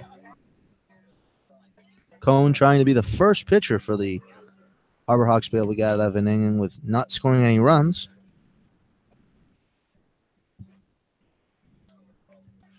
Two count. Oh, pitch. Ball just high now, a full count. 3-2.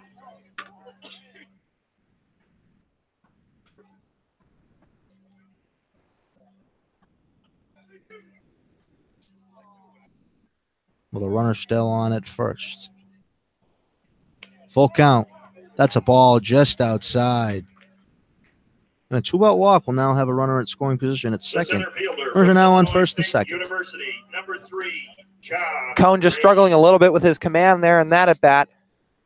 Greg Jones issues his second walk in as many at-bats. Like we mentioned, had a great season up at down at UNC Wilmington, we should say, and had 33 walks as a leadoff hitter. He has a great plate approach. Brave up at the plate. It's a ground ball. Gets past the third baseman. The shortstop has it. throws it on to first, and he'll be safe as the first baseman falls off of the bag.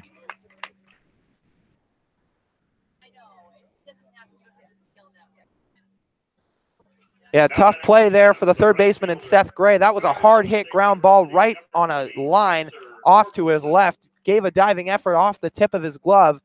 Wenzel was able to backhand it off the ricochet, and luckily he did because it prevented another run from scoring. Almost made a heroic play, but just beat it out was the center fielder in Rave with his speed.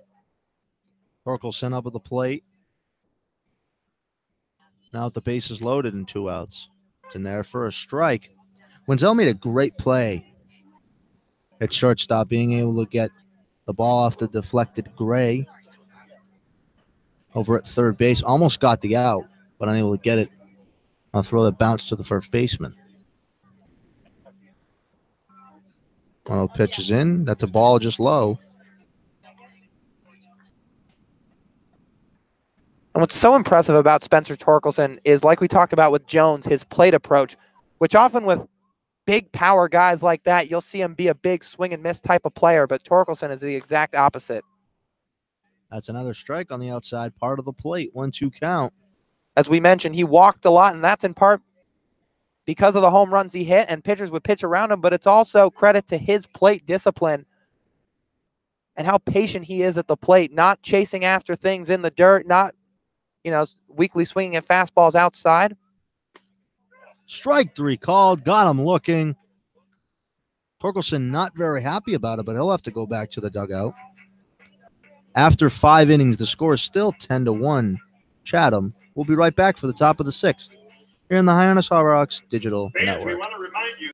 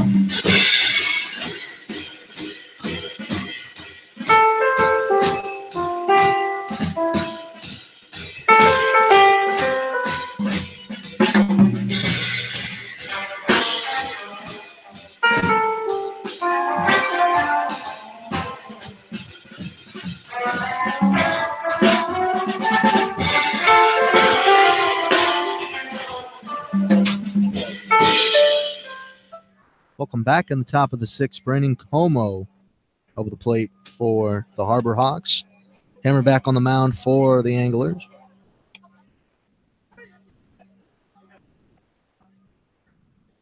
First pitch. The inning is in for a strike. As you mentioned, Rob, this is his 2nd inning of relief. He came in for the starter in Troy Miller, who more than made his mark tonight, going 4 innings, giving up 1 run. It was unearned and struck out 6. Ball just outside. Troy Miller's career high strikeout number was 6. That was all the way back in his freshman year. As we mentioned, he's on a temp contract with Chatham, so he made his mark here tonight. He sure did. That's a foul ball, Como. I've noticed a lot of guys, especially in the first couple games, guys being on temp contracts, making an instant splash. Yeah, absolutely. You look at Hayden Randolph. He came into the game a couple nights ago, threw 2 great innings of relief, scoreless ball, didn't allow an earned run. And it's a grounder to the first baseman, but he'll be out at first base. There it appeared the ground ball was going to go foul, but bounces back into the field of play, and that will be a 1-out ground out to the first baseman. Gray. And Tristan English almost gave himself a nice scare there over at first. It was a high chopper to him, took a couple of hops, and it went off the tip of his glove on a slow rolling ground ball, but he picked it up just in time and applied the tag to Braden Como coming down the line. First pitch is in for a strike to Seth Gray.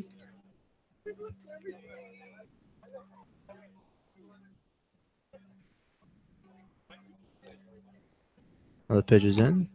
It's a ball.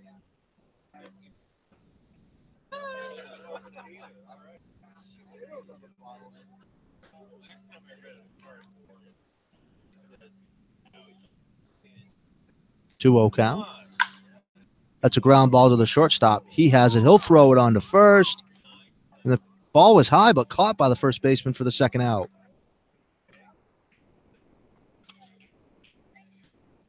Yeah, nice stretch over there by Tristan English at first, having to go a little bit off to his left, but stretching all the way out and taking away a couple of feet from the speedy runner in Seth Gray coming up the line.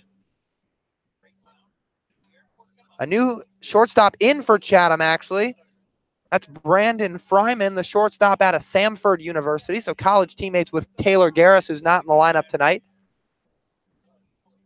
Now, no knock on Fryman, but if that had been Greg Jones, you probably would have seen a little bit more zip on that throw down to first. Pedro Page is up the plate, already down 1-0 in the count. Jones played very good at shortstop tonight, making some great plays. Ball is low just outside for Pages, now 1-1. 2 outs on the top of the sixth. Still 10-1 Chatham if you're joining us here on the Hyannis Harbor Hawks Digital Network.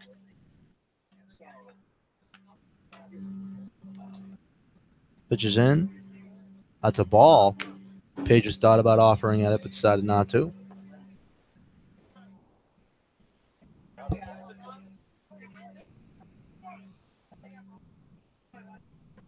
Two-one count. That's a ball just inside.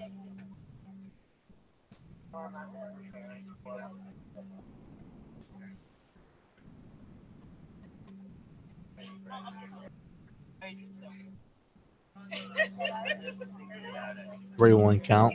2 outs on the top of the sixth. Ball 4.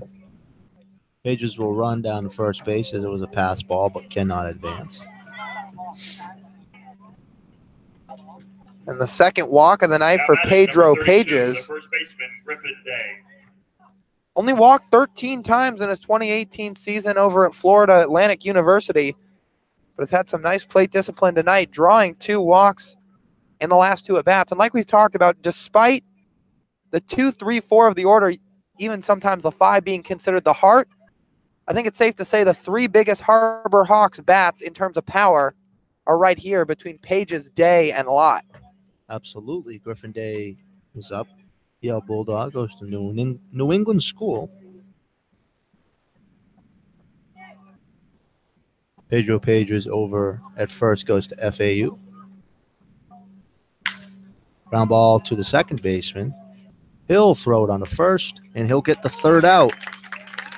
10-1 still for Chatham. Hyannis unable to cut down into the lead. Chatham will be up in the bottom of the sixth. We'll be right back here on the Hyannis Harbor Hawks Digital Network.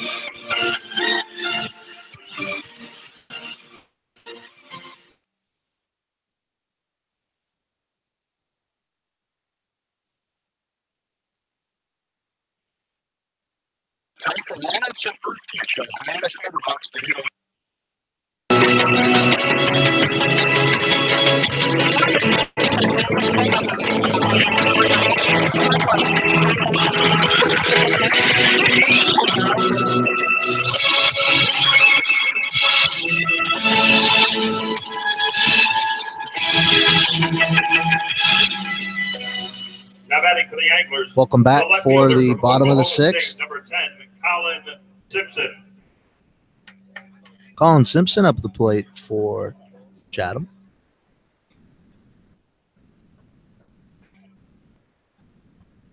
Goes to Oklahoma State.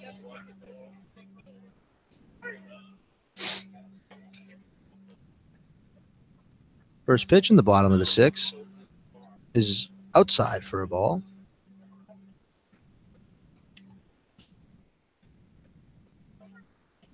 Going back out for his second inning.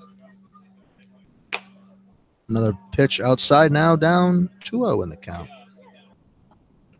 Is Cone trying to get ahead, trying to get a 1-2-3 inning, keeping the deficit to 9.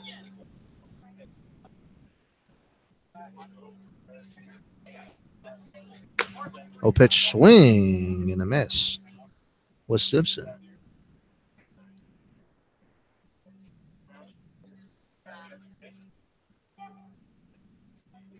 Two 1 count. Pitches in for Cone. Foul ball. This foul ball hit off the catcher's hand and the home plate umpire's shoulder into the netting behind us. Back now to a 2-2 count.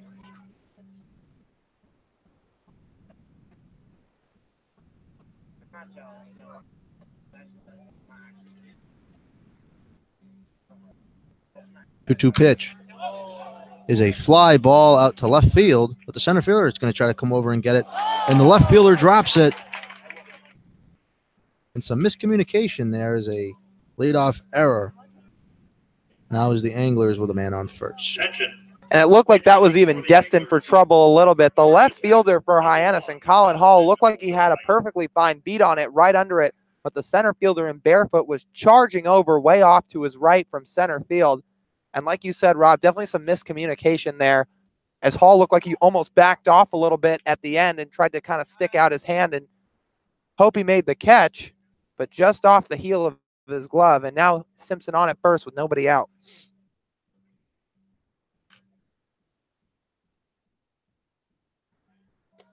First pitch is in, swing and a miss.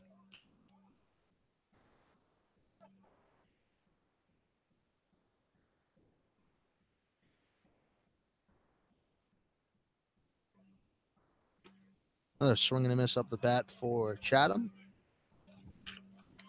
is Austin Whitey.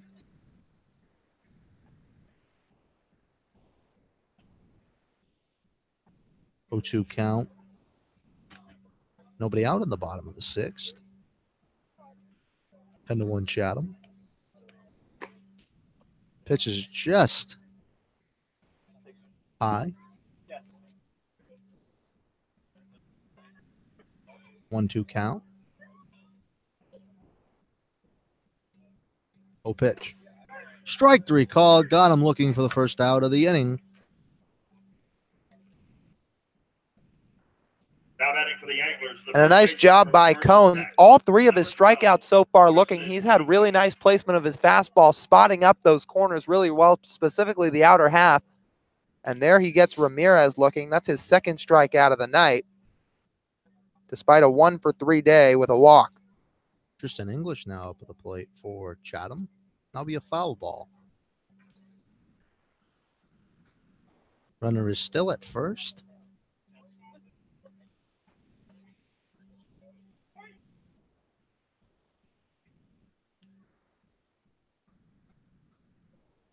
Oh, pitch. That is a infield fly to the shortstop. He has it as Wenzel for the second out. Cone being very productive here in his inning total of relief so far. Assuming he gets out of this, it'll be an inning and a third. But right there, the hitter in English just jammed him inside with a fastball, a weak pop-up. Wenzel barely had to move a muscle, maybe a step off to his right, and makes the easy play. Sable up the plate. Up a bat for Chatham with 2 outs in the bottom of the 6th. Cohen trying to get out of it. That is a foul ball down the third base side, but lands into the parking lot just beside us. And here's your player of the game so far, Blake Sable. 3 hits, 2 singles, a 2-run home run, 2 runs scored. What a day he is having. On top of that, Sable's now hitting .500 for the summer, 2 RBIs on the night. That's a ball just outside.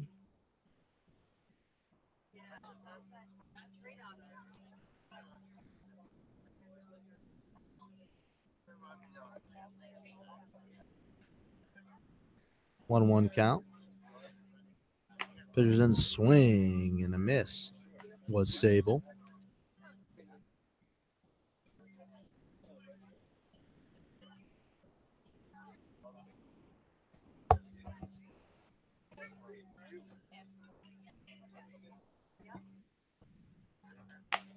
Ball just high for Sable. Cone trying to get him to chase there with a high fastball. Hopefully Sable, already with the 3 hits on the night, would see a fastball up at the eyes and take a hack at it, but couldn't entice him. Holds up there. Cone trying to get out of it. Pitcher's in. That is a high fly ball, and the catcher is unable to catch it. Pedro Pages getting caught up in the lights here at Chatham, unable to grab that ball as the wind kind of pushed it the other way. And that one up the third base line a little bit, but a high towering pop-up. And Gray came in for it. Usually that'd be the third baseman's ball. Didn't take charge and call everybody off, because for the catcher, Pages, he has to throw off the mask and make a nice little bit of a run down the line. Catchers always have a tough angle on high pop flies, or shooters as they often call them. And then you often, actually I should say almost never, want the pitcher coming off the mound to make a defensive play, especially on a pop-up. So if Seth Gray, the third baseman, had a play on it, that likely would have been his ball, but Sable granted with new life here. Still 2-2 with 2 outs with a man on first in the bottom of the 6th. Pitches in, that's a ground ball to the third baseman. He has it. He'll throw it on the first for the third out. He redeems himself. Unable to get the pop fly in the infield. It is still 10-1 here at Chatham. We are going to the top of the 7th. Hyannis will be up here on the Hyannis Harbor Hawks Digital Network.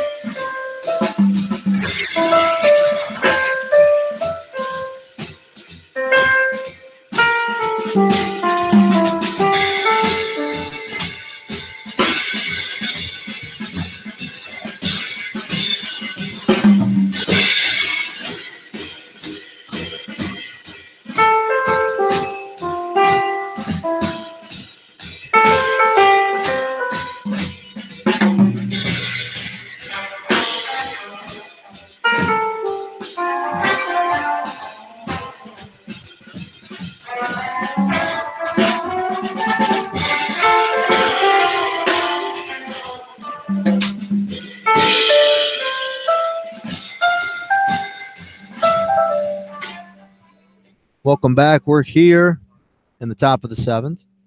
Todd Lott to start it up for the Harbor Hawks. The designated hitter, number Trying to cut 29, away Todd at this Lott. 9-run deficit here on this beautiful Saturday night. Hammer still on the mound for Chatham.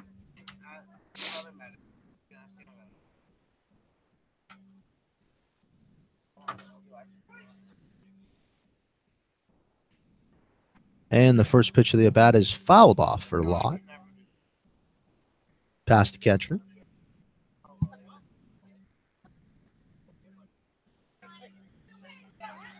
Wind starting to pick up slightly here at Veterans Field. Oh, pitch. That's a ground ball down the third base line, but we'll go foul. It did hit the foul side of the third base bag, but a great stop by Chatham's third baseman.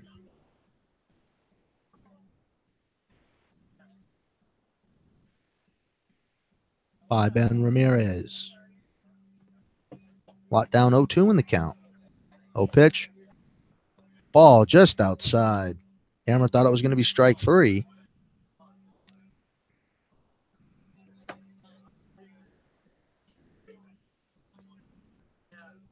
One-two count. Pitches in. Swing and a miss as Lott. Ball was in the dirt for a strikeout to start the top of the 7th. The left fielder, number 5, Colin Hall. Colin Hall up at the plate for Hyannis.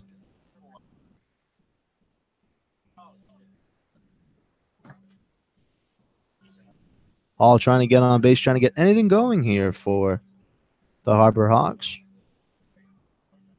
Pitches in. That is a ball in the dirt, almost hits Colin Hall. The ball bounces to the backstop.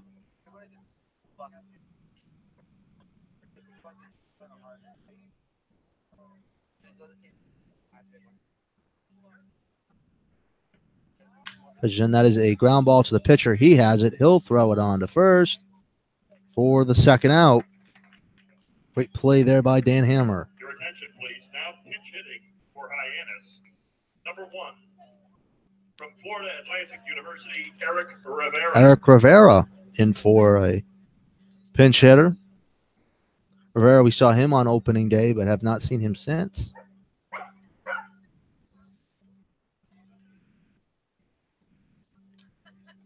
Pitches in. That's a ball that just curved just inside. It looked like it was going to continue to curve into the strike zone, but did not. As a backdoor or an inside curveball, almost had him fooled. Another ball inside to Rivera, gets out of the way. 2-0 count. The lights fully on here in the dark night here on Saturday night in Chatham. Pitches in for a strike. 2-1 count. Rivera still up in the count.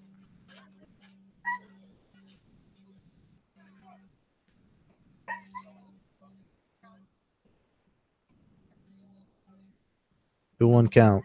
Pitches low now. 3-1 is Rivera. Rivera being very patient in this count.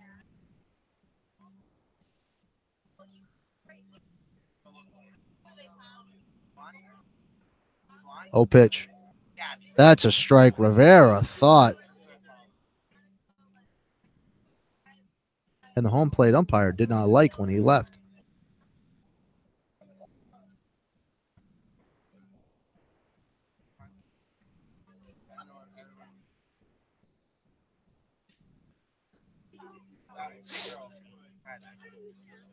A full count at 3-2. Oh, pitch. That is a foul ball. Home plate umpire, I'm sure, did not appreciate Rivera running towards first base without him making a call. It's common in baseball that umpires do not like that.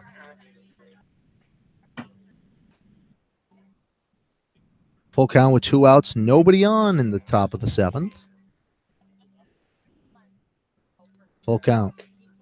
Strike 3 call. Got him looking.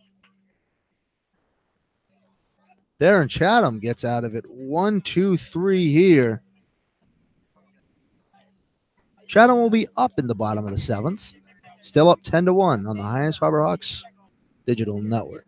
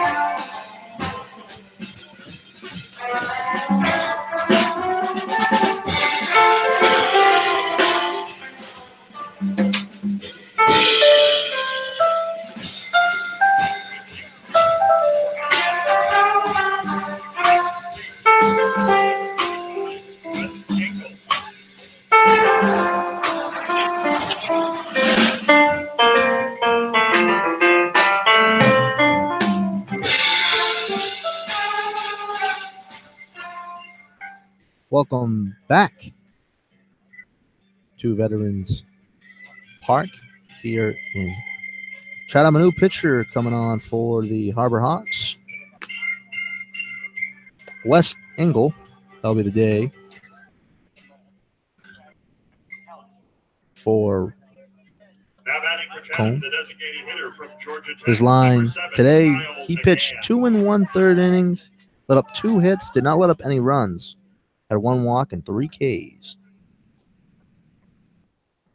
Here in the bottom of the 7th, Chatham's gone a couple of innings without scoring, but they are up 9 runs. Just as we were about to get ready to start, Pedro Pedres goes out and meets with the pitcher. Kyle McCann up to lead off for the Anglers.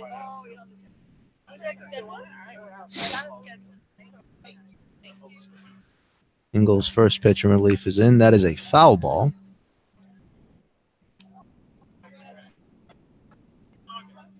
The netting is behind us, but people still jump. Do not blame them. 1-0 count. Engel's pitch is in. A nasty curveball in there for a strike. Down 0-2 is McCann. Engel pitched very well for the Harbor Hawks in his couple of relief appearances. Foul ball. Hits the off the edge of his bat.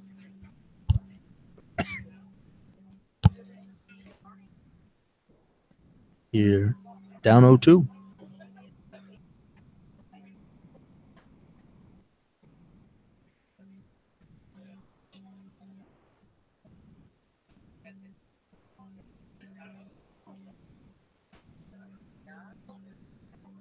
Oh, pitch. That is a foul ball.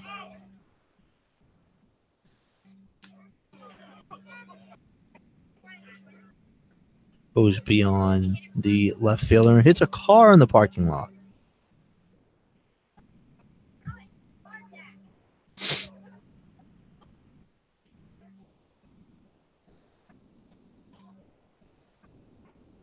Oh, 2 is the pitch. That's a ball just low.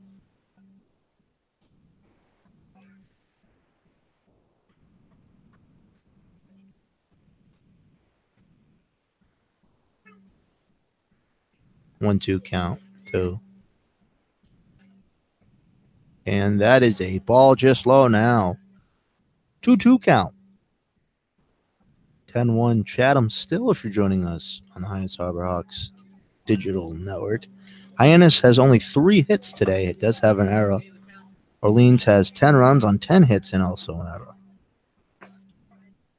Ball just low. Full count. McCann being able to work the count with 2 foul balls and then 3 looked pitches. Engel looked good to start this inning, but now is quickly in trouble with a 3-2 count. Full count. Foul ball. but the first baseman will have it, and he does for the first out.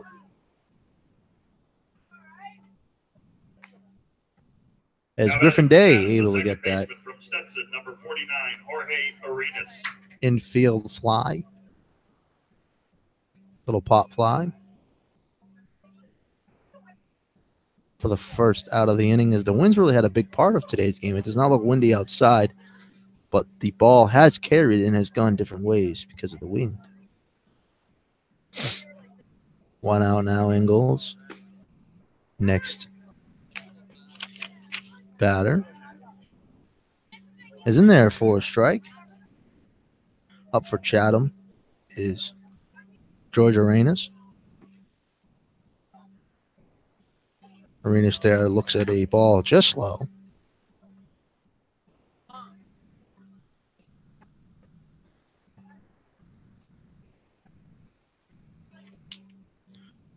Hyannis goes to Stenson University in Florida. 1-1 count. That is a ground ball to the second baseman. He'll throw it on the first for the second out.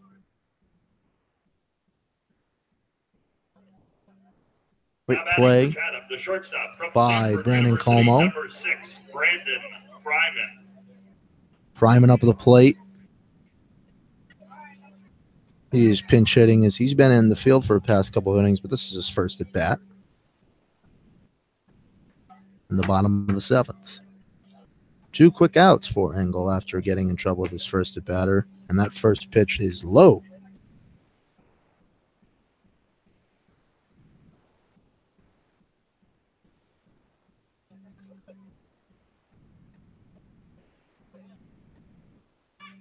No count, pitches in. That is a ground ball to the shortstop.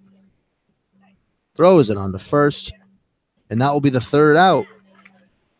1-2-3 inning for the Harbor Hawks pitching. Is now they will be up at the top of the 8th. 10-1, still Chatham. Here in the Hyannis Harbor Hawks. I'm going to read off the numbers.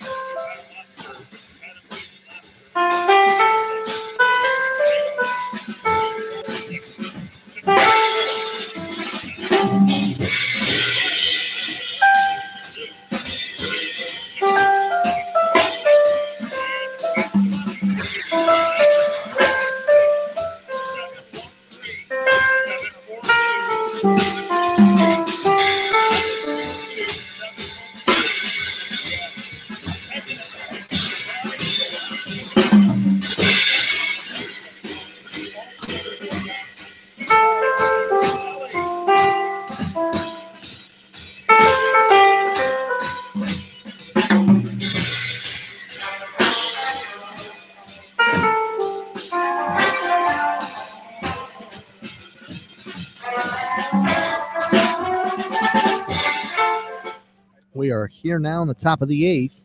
Leading off for the Harbor Hawks, the right fielder, number 17, Trevor Hauber. Trevor Harver up the plate for Hyannis. Only 3 hits on the day for the Harbor Hawks. Really have not been able to get anything going.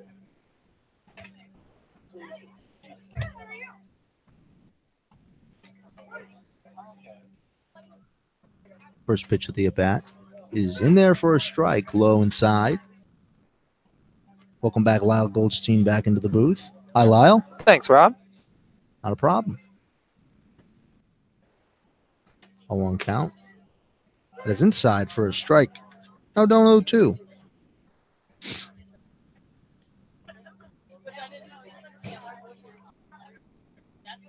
And we're back out on the mound for the Anglers for another inning. Which is just outside.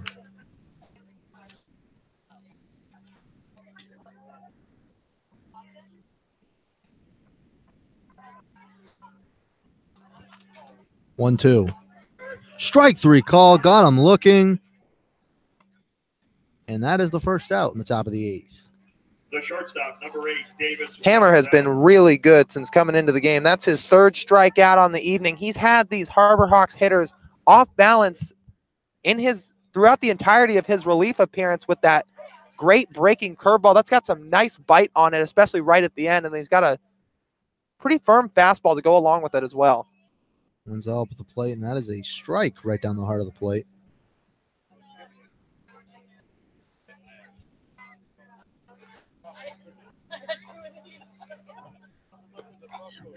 Pitches in for a ball, 1-1 count.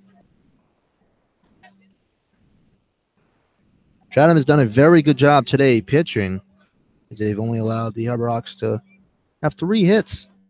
They really all came in the first inning. 2-1 count.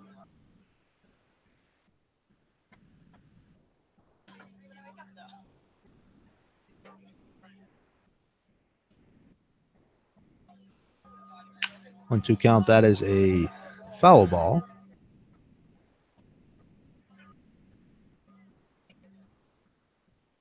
Two count to Wenzel. On the top of the 8th with 1 out.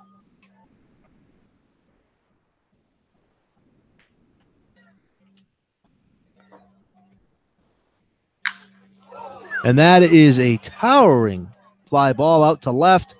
And he will drop the ball right off the wall. And Wenzel with a 1-out double. Looked off the bat, it was going to be a home run. But the wind brings it down. Nice piece of wood there by Wenzel. He barreled that thing right up, drilling it out to left center field. You mentioned it, Rob. Looked like it had a chance to go off the bat. The left fielder and Simpson trying to track it down, but had a long run to go right to the warning track, just off the reach of his glove, off the end. And it got down Wenzel with the speed, cruising into second. Garris up to bat. For the Harbor Hawks, that is a ground ball to the second baseman. He has it. He'll throw it on to first. And now 2 outs, but Wenzel does advance to third. Something we really haven't seen today. His runners in scoring position. Yeah, quick at-bat for Taylor Garris comes on to pinch hit. First action he's seen since Thursday night at home at McKeon Park against Harwich. But we've talked about it. Dan Hammer's had it working all night long. Only took 1 pitch to retire Garris. Up to bat now is Seth Gray. Up 1-0 in the count. Trying to drive into this run. Pitches in. That's a ground ball to the shortstop. He has it. He'll throw it on to first, and he gets it for the 3rd out. There was a runner in scoring position for the Harbor Hawks, unable to capitalize on that. Still 10-1. Chatham is up in the bottom of the 8th. We'll be right back here on the Hyannis Harbor Hawks Digital Network.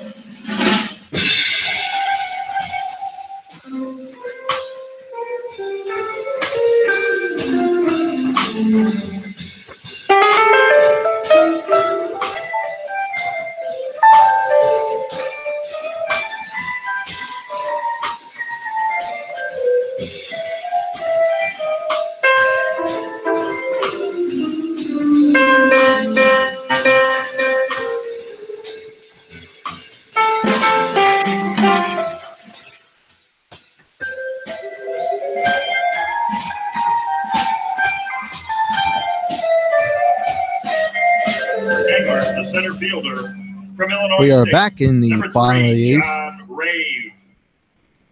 John Rave is up to bat for the Anglers. The bottom of the 8th.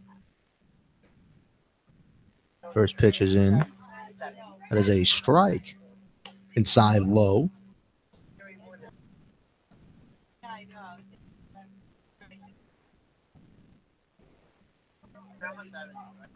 One 0 count. Pitches in for a ball. Now 1-1 to Rave. Rave goes to Illinois State. 1-1 count. In there for a strike. 1-2 count.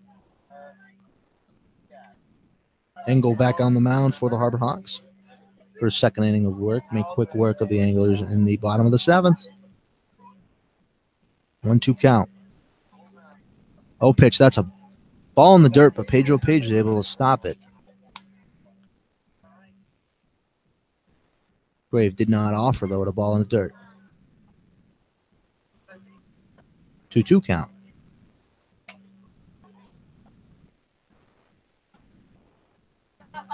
Pitches in for Engel. That is a foul ball. And a great catch by the fan in the stands right near us. Always got to stay alert in the stands. Absolutely. Nice grab out there. There's right near our broadcast table here in Chatham. Great view. 2-2 count. That is a ground ball to the second baseman. He has a hill throw it on the first for the first out in the bottom of the 8th. The right fielder from the University of Louisville, number 50, Jake Snyder.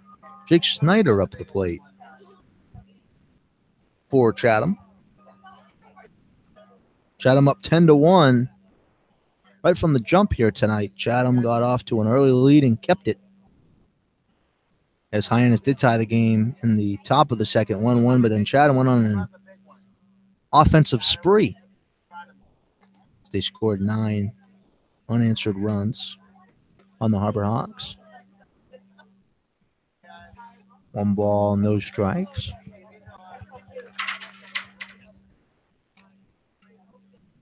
Pitches in. That's a ball low.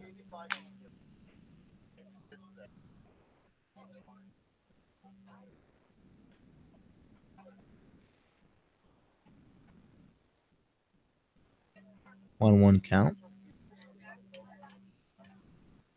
Pitches in. It's a ball in the dirt. Great stop by Pedro Pages. Not allowing that ball to go past him, but no one is on base. But still a great play.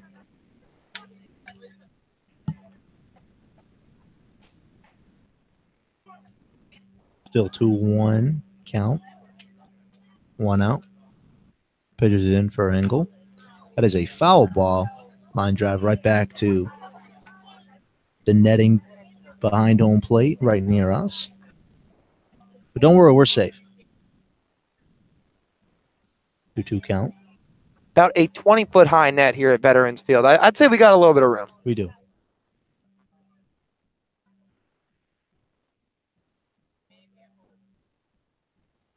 Two count. Engel, pitch. Foul ball. Just past the third baseman.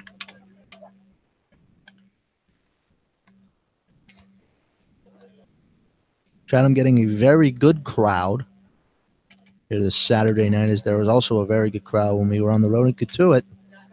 And the 2 home games that we've had in Hyannis. The fan base has came out and shown really well. Strike 3, swing and a miss. And for the second out of the inning in the bottom of the 8th.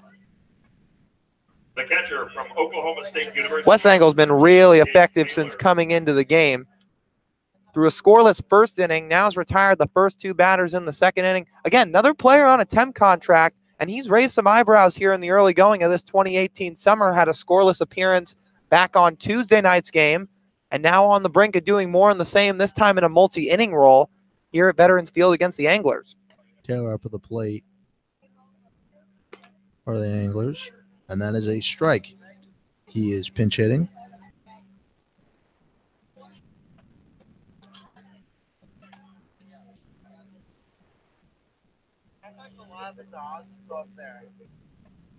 One-out count is in, and that is a ground ball to the third baseman, but it will be foul. Third baseman for the Harbor Hawks. Gray thought it was going to be fair,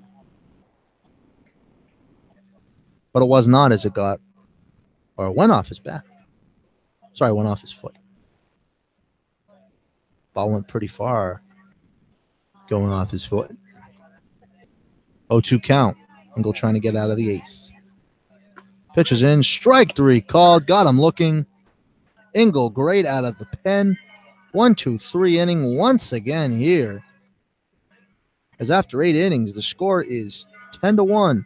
The Harbor Hawks are up in the top of the ninth here, trying to put some runs up. We'll be right back here on the Hyannis Harbor Hawks Digital Network.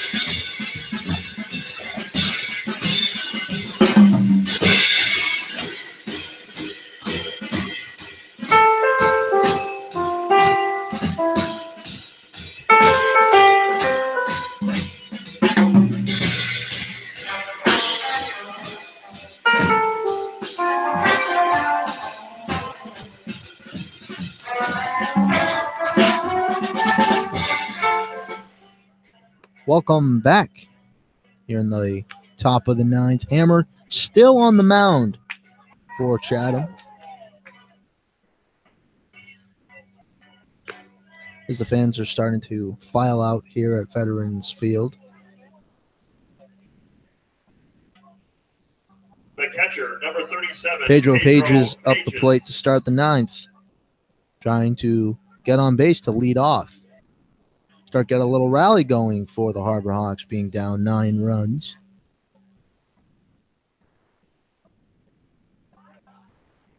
After the game, stay here as Chris Lucy has the postgame show for us. It's in there for a strike.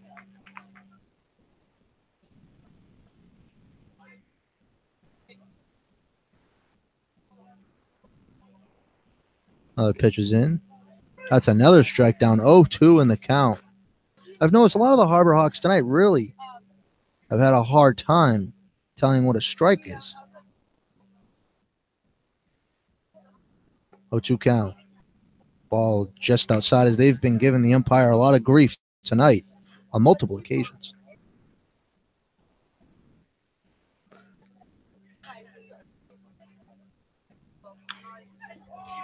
One-two count. That is a foul ball.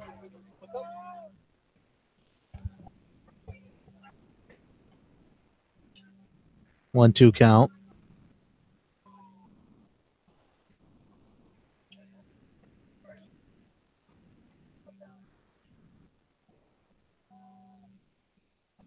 Pitcher's in, ball.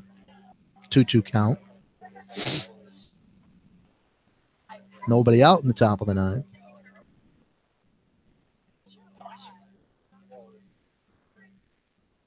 2-2 count. Swing and a miss. Strike three, and that'll be the first out in the top of the ninth. Page is unable to get a hold of that high fastball for the first out. The first baseman. First swinging strikeout of the night for Dan Hammer. That's 4 1/3 innings. Harbor Hawks still just have 1 hit against the right-hander. That came back on the Davis Wenzel double in the 8th, but otherwise he has kept these bats silent. Pitch is in. That's a strike. Up for the Harbor Hawks. Griffin Day.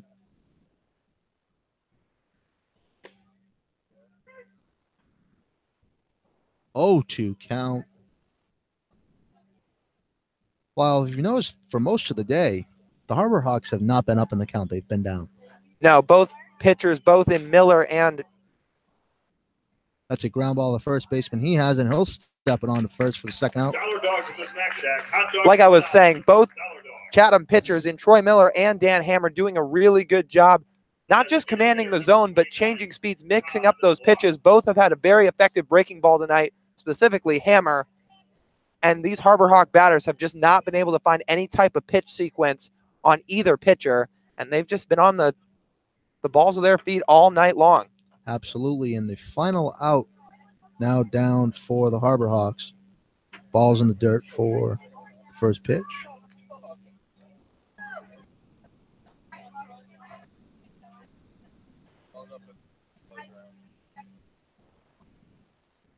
One 0 up on the count.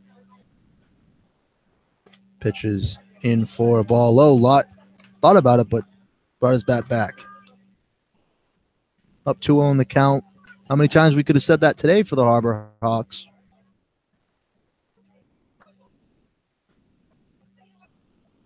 Two-0 count. Pitch is fouled off by Lott on a check swing. Did not mean to hit that.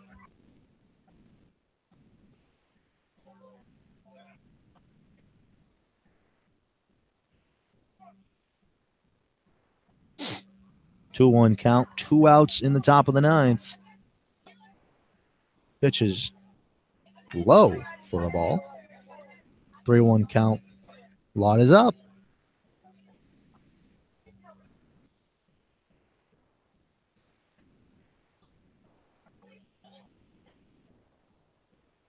Pitch is swing and a miss there by Lott. Now a full count with 2 outs.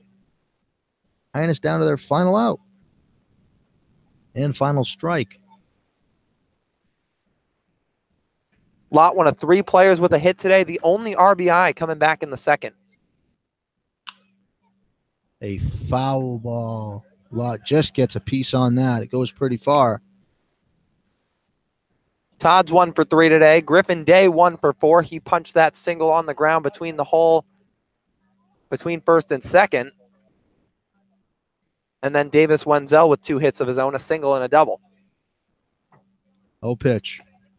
Strike 3 called. Got him looking. And that will do it here from Veterans Park. Chatham wins 10-1. Lyle, what were your thoughts about the game? Well, those first couple innings just really hurt them. Chatham, you look at the scoreboard. We talked about it early on in the game. All 10 of their runs coming in the first 4 innings. Travis Marr just really struggled to find his command and spot up pitches here tonight, and the Anglers took advantage of it early. 1 in the first, 3 in the third, 1 in the first, 3 in the second, 4 in the third, and then another pair in the fourth. They were scoring runs in bunches through those first few innings. Harbor Hawks settled down. They're relieved. Their bullpen did a good job, like we've become familiar to here in the first few games. Wes Angle, 2 scoreless innings. Zach Cohn, 2 1/3 scoreless innings.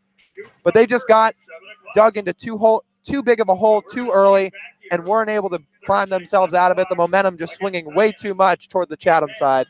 Absolutely. Well, that will do us here for the call. Well, we're going to send it to Chris Lucy after a break for the postgame show here on the Hyannis Harbor Hawks Digital Network. So long.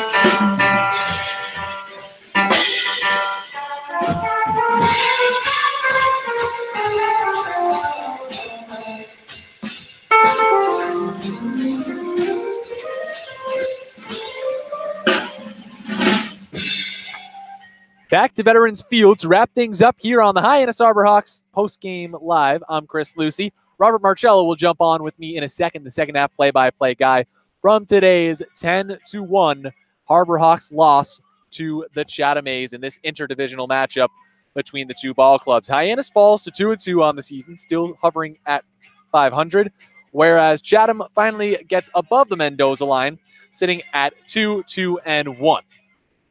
We'll take a look at the box score really quickly. Hyannis taking the loss here. The pitcher of record on that would be Travis Marr in his debut in the Cape Cod Baseball League.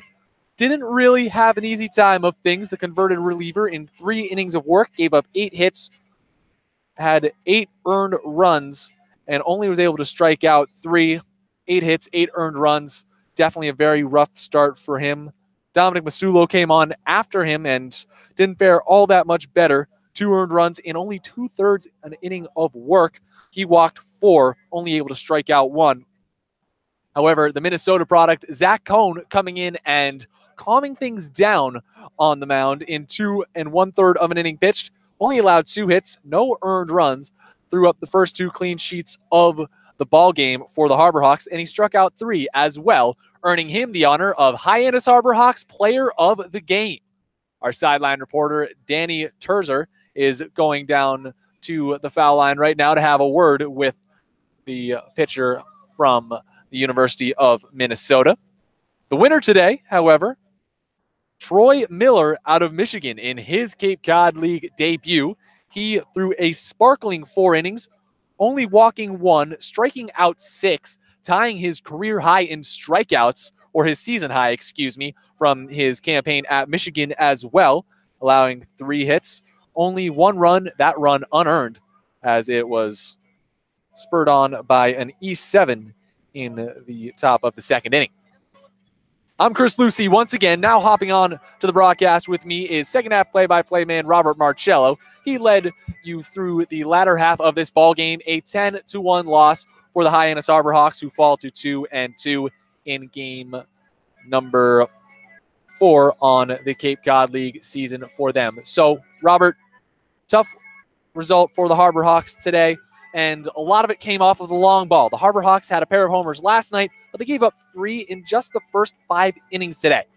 The A's doubled their home run output on that performance tonight. And what was the root of it from your eyes? Was Hyannis maybe a bit over-aggressive or missing spots on the mound? I think it was more being over-aggressive. At this stage of some of these guys' very young careers, missing spots are going to happen. Usually they make you pay for it, but really tonight they were hitting their spots. It's just really where you just didn't want it. Well, Zach Cohn, however, was able to hit his spots and also get outs out of Minnesota. He debuted in grand fashion for the Harbor Hawks, 2 1/3 of an inning pitched, 3 strikeouts, only 1 walk. What's your first impression of the product from the land of 1,000 lakes? Cohn did a very good job. Anytime, it's a kind of a blowout game. They really call it mop-up innings, really, for either side. And it definitely was not a mop-up outing for him. He did a very good job. Absolutely, and he wins Player of the Game. Hyannis Harbor Hawk Player of the Game, Zach Cohn, will have a word with Danny Terzer, who's waiting on the sideline for him presently. You can catch that interview not only on our post-game YouTube wrap-up, Hawk Talk, but also on our SoundCloud. Be sure to give us a follow on SoundCloud, Hyannis Harbor Hawks. Take that and just type it on into the search bar. You'll find us and all of the audio that you'd want from these games. We have highlight reels, interviews, and so much more on SoundCloud. Again, you can find us at the Hyannis Harbor Hawks. We're here at Veterans Field. Hyannis falling at 10-1 to the Chatham A's. Chris Lucy here with Robert Marcello, wrapping things up on Hyannis Postgame Live. Robert, coming into tomorrow, Hyannis has to brush off this 10-1 loss and take on a Whitecaps team that is cruising right now. They're on a 2-game winning streak. They beat Chatham by the exact same score last night, actually, and they were able to take a win today against the Bourne Braves out in Bourne, 6-1. They're red hot right now. What does Hyannis need to do to avoid falling victim to a Whitecaps squad that's rolling right now? Well, always in a doubleheader, you kind of always want to split it, or you just want to be able to win the 2. going into a doubleheader and losing both games really kind of cuts the momentum out. And really what you have to do with a blowout win like this, you can't let it define you. You have to come back the next day, still very early in the season, and I'm sure that's what Coach Gassman is saying to the boys right now. Coach Gassman out there in right field. All the Harbor Hawks congregated around him right now in the aftermath of the 10-1 loss against the Chatham A's here in Game 4 of the Cape Cod League baseball season. But still plenty more games where that came from. Robert Marcello will join me for more than a couple of them. Thank you for joining me on this broadcast, my good friend.